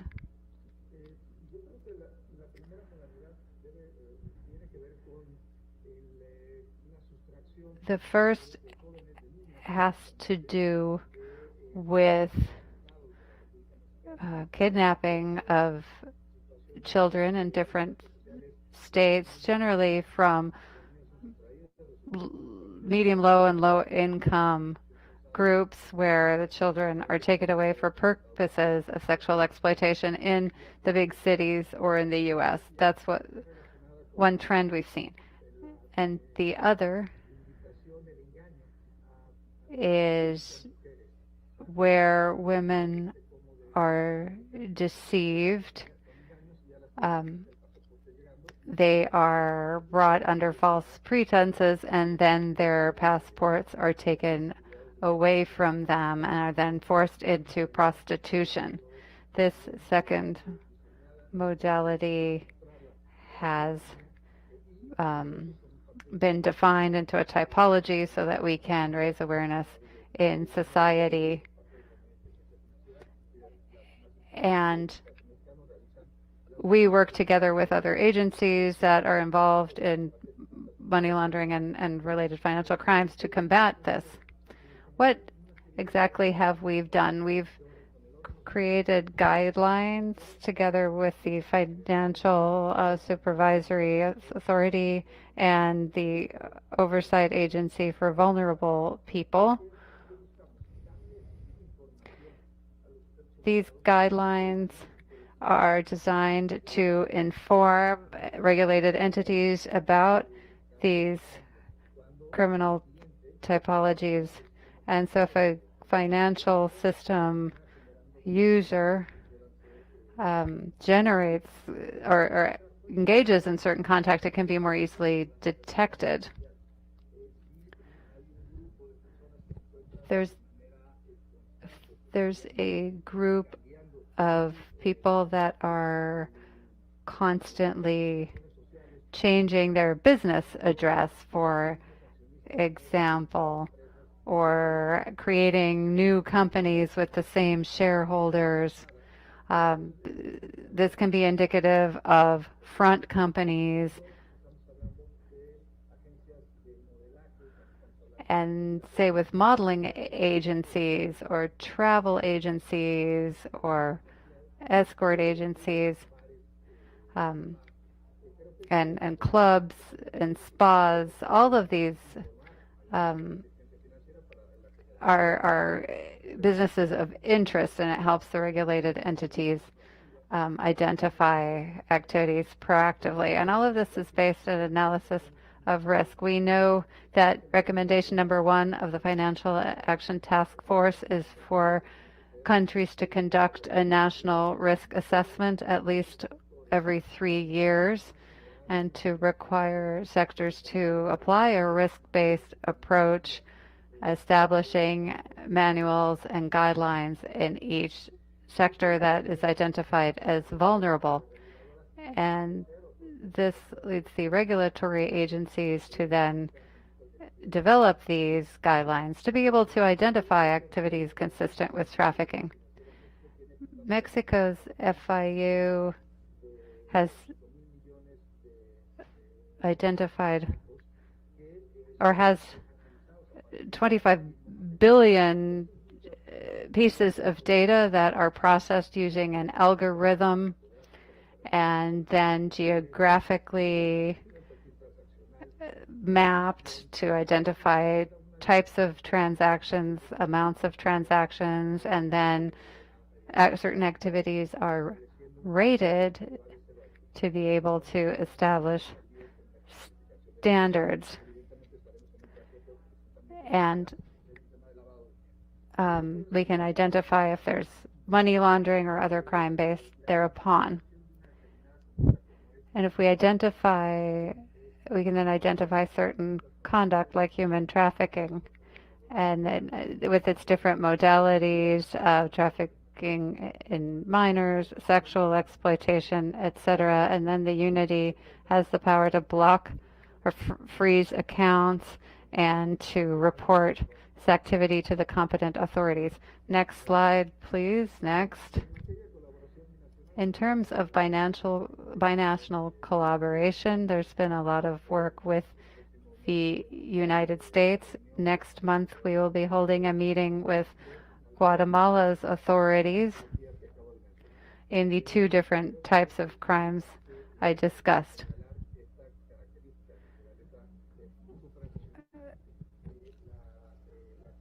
There's a National Commission of Human Trafficking that deals with this in modern slavery, and also the triangulation of resources between different countries. All of this is being done in terms of cooperation. I wanted to discuss some specific cases with regard to trafficking networks. This was an operation sweep that involves groups that recruited victims. This was a case of a 12-year-old girl that was deceived by the perpetrator, promised marriage, and was then forced into prostitution for 4 years. She was required to engage in 40 sexual acts per day in terrible conditions, clearly violating her human rights. But this was not an isolated case. There were many related cases, and with support with the prosecutor's office in Mexico City, we were able to get an arrest warrant and then freeze the assets and to put the persons involved on the blacklist. I'd like to highlight several issues. First, family members of the trafficker were spending lavishly. The proceeds were not only being reinvested in the criminal activity, they were being used and spent. And the MO here was manipulation. And particularly, we saw that money was being deposited in cash in the name of a third party, a family member of the trafficker. And that's where we were seeing luxury cars, international money transfers, as you can see in this slide. 4 luxury vehicles had been purchased, real estate, and then again those international money transfers and cash deposits. And in this case, we're talking about over 52 million Mexican pesos that were frozen, over $6 million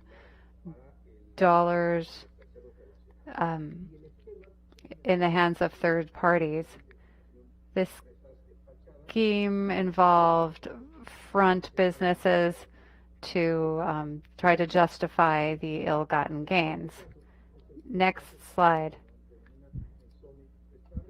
The next case, called Sonit, involved a different modality of deceiving women, mainly from Colombia, Venezuela, and Brazil. They were promised jobs as models or actresses in Mexico, and then their passports were taken away. And there was a system of constant monitoring, so it was impossible to escape captivity. This model of forced prostitution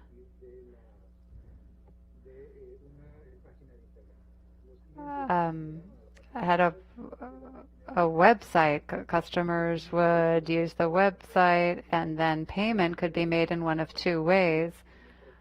Either deposits to the front companies that were then paying so-called salaries to the traffickers, and the other were cash transfers to victims, which then had to hand over that cash to the traffickers. This trafficker was living in a luxury home in Playa del Carmen on the Riviera Maya.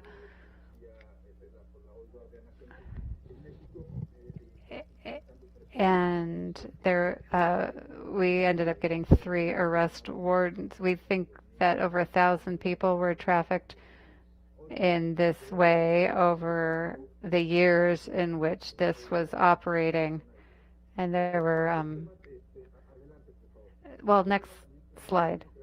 There's another issue here. Oh, next slide, please. The first has to do with international transfers to countries to which the traffickers traveled frequently, U.S., Panama, Colombia, and so we requested information on accounts there. That's how we discovered the money transfers. And then in this particular case, the trafficker was also buying cryptocurrencies. One of the common money laundering strategies is to buy virtual currencies. Y bueno, pues es uno de los casos más relevantes que hemos. This person has now been arrested, and of course, this is an important success for the FIU. And he works directly with the Ministry of Justice of Mexico and with the state of Mexico. If we move on, we've also seen cases in which a number of countries have been interacting with a religious organization. As you can see here, it is just over $1.5 million that have been blocked, and related third parties of a similar amount. If we continue. And lastly, there has been an important uptick in the pandemic, in the early months of the pandemic, in cases where there was the sale of child pornography, and specifically through social media. In this case, we worked with the state of Mexico's prosecutor's office and their human trafficking division to identify an individual involved in this. It was an adult who was pretending to be a minor to trick the victim and not only access the naked photographs of the victim, but also photographs from social media. We were also able to see that payment of an amount of money was requested over the profile, which we think was relatively limited as compared to other situations. As you can see in the pictures, this is the individual who withdrew the money through ATMs, even though the account was in the name of a woman. So this should lead us to think about how FIUs operate when we have new companies, these social impact, and situations of high risk. When we see cosmetics or other types of things that are being purchased by individuals that would be unusual for an individual, if it's a male, if there's a large number of beauty products or of women's clothing being purchased, then we certainly can see that this is suspicious. And this first typology, of course, we're seeing remittances of money as well. In terms of front companies, we see money being sent between companies And these are all elements that the vulnerable institutions or entities that are required to report must send to the unit. And I've just put these forward as success stories. If we can move on to the next slide. Let me recognize, however, that this has been possible thanks to the support that we've had from a number of countries, particularly that of the United States. And other countries, of course, have provided information as well. So what have we done? We created a risk model. Using the data available to us, we looked at all of the relevant or suspicious transaction reports that have come into the FIU, and we have seen some 2,084 reports that were deemed to be unusual or suspicious associated with children or adolescents. Starting on March 1st, 2020, we have seen a total of 288 reports involving boys, girls, and adolescents. This led us then to look at this situation in greater detail.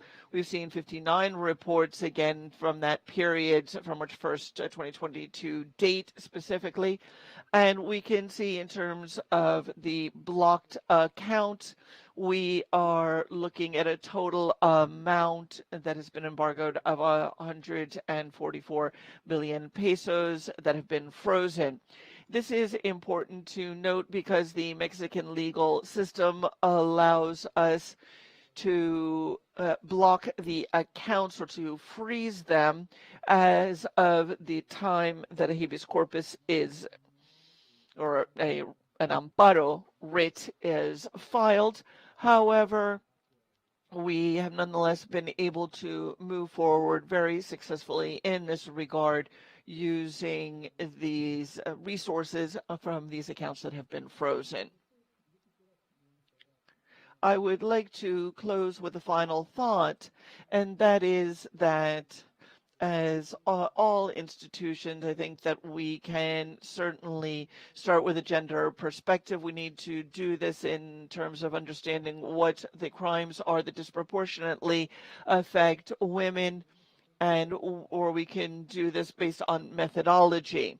I think that both the proactive system and the reactive system, the exchange of information, is of the utmost importance, and financial information needs to be used toward that end.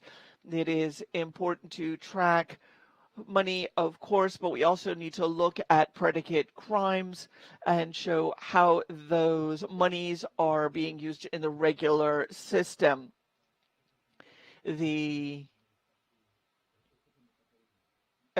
Thank you very much for your attention. It's been a pleasure to be here. Thank you very much.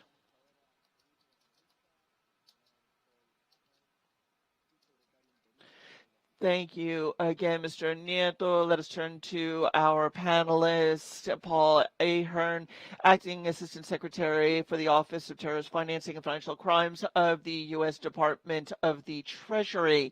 Let me request the support of our technical staff to ensure that Mr. Ahern can join us, again, giving him our virtual floor.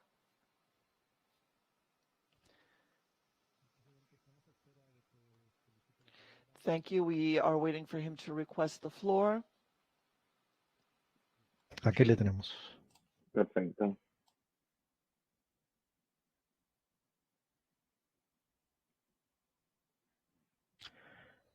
Sir, your microphone is muted. Thank you very much. You know, after all of this pandemic period, we should all be better, I guess, at the technology, but sadly I am not. So hello, everyone. I'm very pleased to be here today with like-minded partners in the public, private, and civil society sectors to discuss this key issue, which is how we can use our tools to counter illicit financing related to human trafficking and other human rights abuses. As indicated before, I'm the Acting Assistant Secretary of our Office of Terrorist Financing and Financial Crimes. As the name suggests, combating terrorist financing is a key priority for us, but our mission is much broader than that. We support U.S. efforts to prevent, detect, and prosecute all illicit financing, including funds derived from crimes like human trafficking. My office supports this mission by working across all elements of the national security community and with the private sector and foreign governments to help identify and develop strategies and policies to address illicit finance threats to the international financial system. Those policy initiatives and strategies typically involve deploying the full range of tools at the U.S. Treasury's disposal. These include bilateral and multilateral engagements, dialogue with private sector and civil society organizations, as well as the particular authorities of the U.S. Treasury, such as economic sanctions. Human trafficking poses a grave threat to the rule of law and endangers the safety and security of those trafficked, as well as those who are affected by violence and crime that are related to human trafficking throughout the world. This activity is driven by profit. As you've heard previously today, human trafficking generates approximately $150 billion annually and is only second to the illegal drug trade in terms of profitability. These profits strengthen transnational criminal groups and illicit actors, which can weaken good governance and state capacity to respond to these threats. Moreover, a significant portion of the profits from human trafficking is hidden through legitimate financial services and businesses, according to Polaris, among other sources, that non-governmental organization. The United States government is committed to reducing both the human cost and the profiteering from human trafficking. In February last year, the U.S. Treasury issued on behalf of the U.S. government the 2020 National Strategy for Combating Terrorist and Other Illicit Financing, which identified money laundering linked to human trafficking as one of the significant illicit financing threats facing the United States. The illicit financial activity that human trafficking generates includes, but is not limited to, payments associated with the transport of victims and other logistics, the collection of proceeds generated by the exploitation of trafficking victims and by the sale of goods produced through their exploitation, the movement of proceeds, and bribery and corrupt dealings to facilitate human trafficking. The movement of funds generated by human trafficking can constitute money laundering, or, if designated terrorist organizations benefit, could also constitute terrorist financing. We treat human trafficking as more than an illicit finance threat. It is also a human rights and corruption issue. We see how human trafficking is fueled by conflict and goes hand in hand with corrupt leadership. In October, the U.S. government released a national action plan to combat human trafficking. In that plan, the U.S. Treasury committed to leveraging its tools to target, disrupt, and counter those who undermine American values and engage in human trafficking. When considering how we approach human trafficking, we must distinguish between human trafficking and human smuggling. Human trafficking, a crime of exploiting a person for compelled labor or commercial sex, is distinct from the separate crime of human smuggling. In the latter, individuals are moved across international borders through the deliberate evasion of immigration law. Still, individuals who are smuggled are vulnerable to human trafficking, and human smuggling may evolve into human trafficking. Law enforcement should screen human smuggling cases for indicators of human trafficking and, when appropriate, recognize smuggled individuals as victims of human trafficking. As I mentioned before, one of Treasury's tools to combat human trafficking is working closely with bilateral partners. As my colleague, Director Nieto, mentioned, the U.S. Treasury has engaged extensively with like-minded countries, like Mexico, to counter human trafficking. One of the most effective ways to identify broader criminal networks and take the profit out of this crime is to follow the financial trail human traffickers leave behind. Now, I recognize that others have touched on this today, but I think it's important and worth reiterating because it is so important. By taking a follow the money approach to countering human trafficking, law enforcement can use financial intelligence, particularly financial intelligence that is reported by industry to each country's financial intelligence unit. This information can inform efforts to differentiate the traffickers from their victims, document the traffickers' motives and knowledge, corroborate victim testimony, and assist in identifying affiliates of the human traffickers. As part of our bilateral anti-money laundering and anti-corruption initiative with Mexico, which among other priorities includes human trafficking, Treasury and its Mexican government counterparts created a working group focused on human trafficking and its illicit financing risks. And that was done back in February of last year. Since the working group's inception, the United States and Mexico have committed to demonstrating significant progress to hold human traffickers accountable and have exchanged financial intelligence on human traffickers operating across the U.S.-Mexico border. Through the U.S.-Mexico Bilateral Human Trafficking Enforcement Initiative, the United States has continued to advance bilateral investigations and prosecutions of transnational trafficking enterprises, which are operating across the U.S.-Mexico border. And we have also used this group to facilitate the exchange of leads, evidence, intelligence, analytics, and strategic guidance. The U.S. Department of Justice increased engagement with Mexican anti-money laundering authorities in collaboration with the U.S. Treasury to enhance capacity to identify and combat human trafficking and secure trafficking proceeds for the restitution of victims. Additionally, as a core part of our commitment to fight this threat, the U.S.-Mexico-Canada trade agreement now includes the strongest and most far-reaching labor provisions of any trade agreement. It includes provisions that require parties to take measures to prohibit the importation of goods that are produced by forced labor, to address violence against workers exercising labor rights, to address sex-based discrimination in the workplace, and to ensure that migrant workers are protected under labor laws. We have seen how our collaboration with Mexico could have a significant impact against the scourge of human trafficking. And we look forward to continuing to work together with Mexico and others to address this critical issue set. Another key method by which the U.S. Treasury seeks to counter human trafficking is through ongoing and productive conversations with the private sector. We truly depend on the private sector to report financial intelligence and effectively implement their AML-CFT requirements and sanctions obligations to mitigate illicit financing threats. For example, if financial institutions lack an adequate risk-based AML-CFT program, traffickers can more easily gain access to financial services to advance and profit from their enterprises. Based on the effective implementation of robust laws and regulations, operational and analytical practices and expertise, and regular engagement and feedback, U.S. and foreign financial institutions have erected safeguards to help identify and prevent malign actors from misusing their institutions.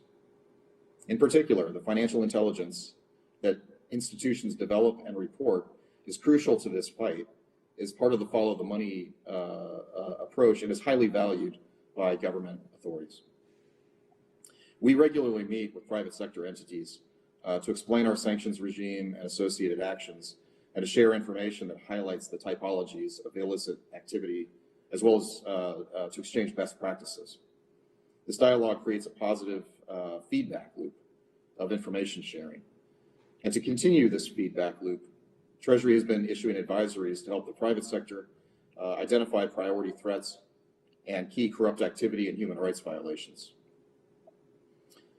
In October of last year, Treasury's Financial Intelligence Unit, FinCEN, published a supplemental advisory focusing on human traffickers' use of money laundering tactics to evade detection, hide their proceeds, and grow their criminal enterprises. In addition, in April, Treasury, along with our Department of Homeland Security and Justice, held an event for the casino industry on identifying and reporting suspicious activity that could be related to human trafficking, as well as ways we can all support victims. This kind of training and information sharing is critical in the human trafficking space, as often victims have limited contact apart from their traffickers. Encounters with customer-facing staff at financial institutions or in casinos or similar institutions are critical opportunities to identify and report behavioral indicators of human trafficking schemes. In engagements with the private sector, Treasury is also emphasizing the importance of supply chain due diligence to identify and mitigate risks to human rights abuses, including human trafficking, as well as corruption. Often this conversation starts in the context of the July 2020 business advisory issued by our departments of Commerce, Homeland Security, State, and Treasury about the risks of supply chain links to entities that engage in human rights abuses, including forced labor, such as in China. The best practices highlighted in that advisory, however, are broadly applicable to general supply chain due diligence, and so we would encourage interested parties to consult that advisory.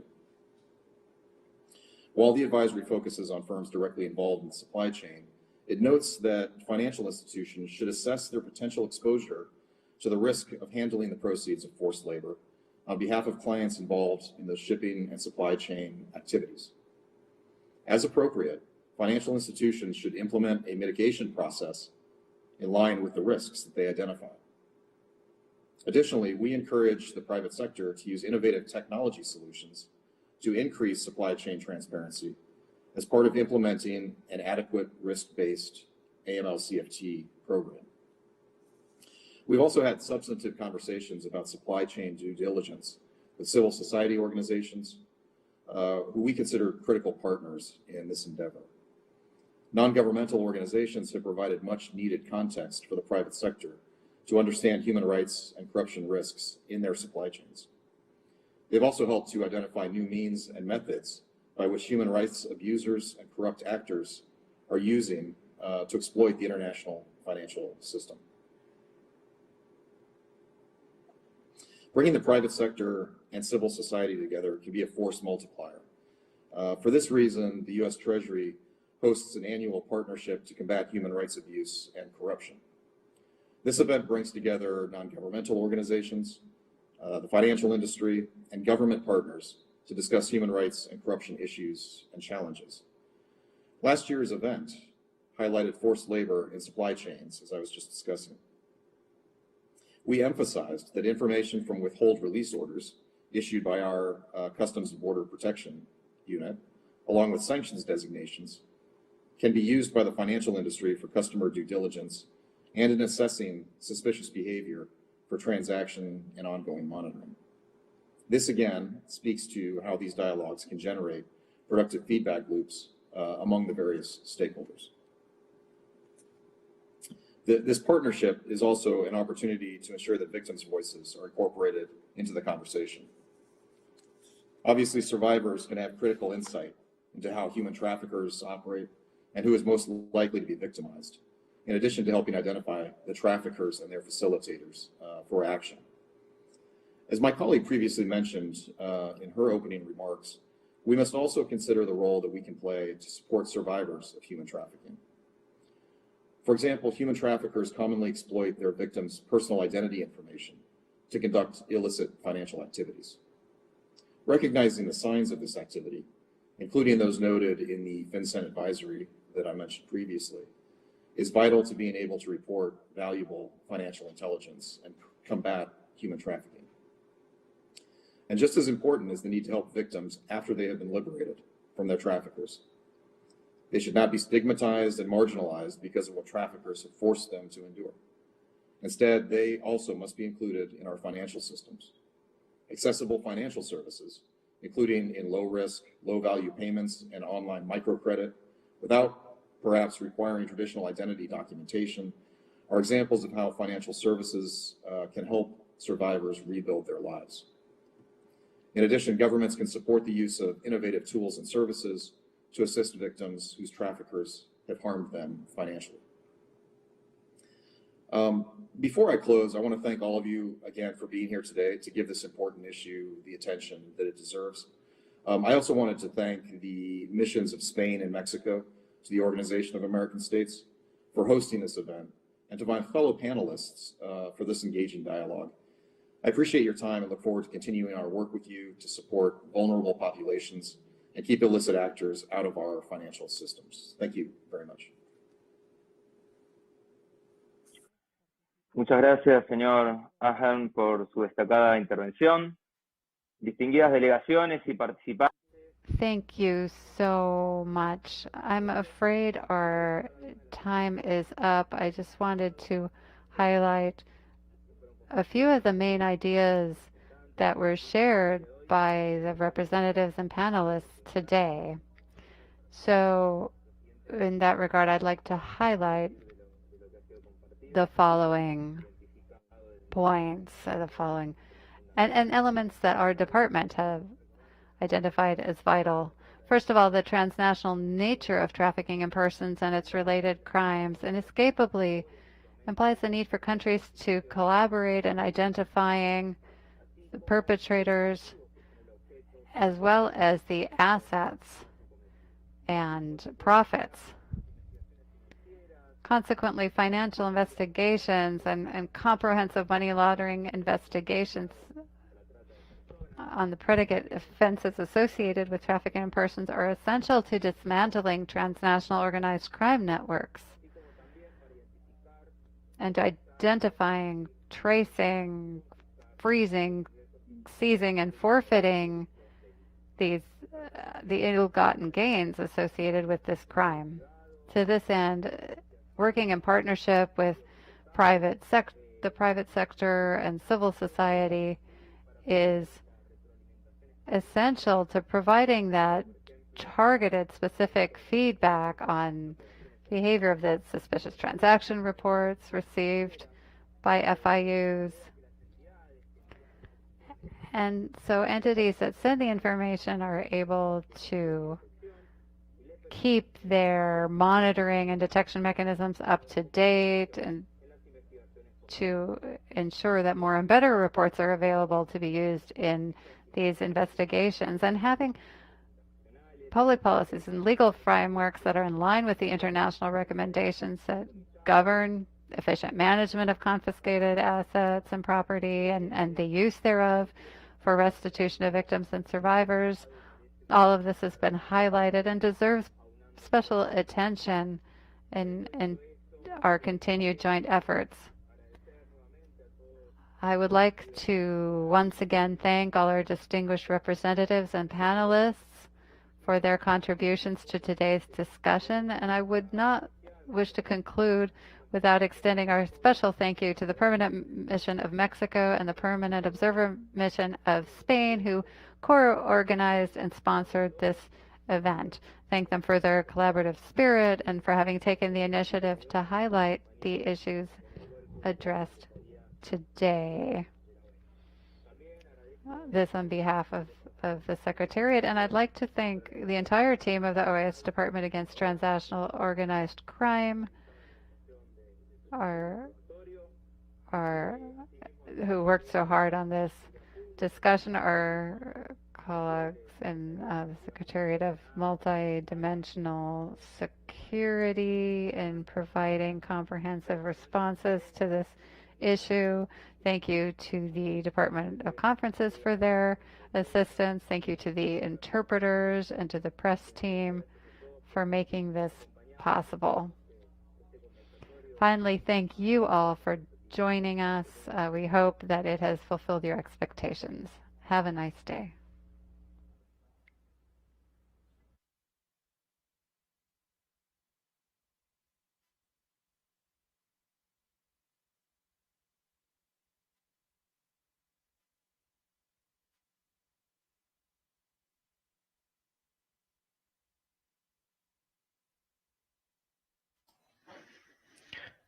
Estimado Rodrigo Hidrobo, cerramos la sala.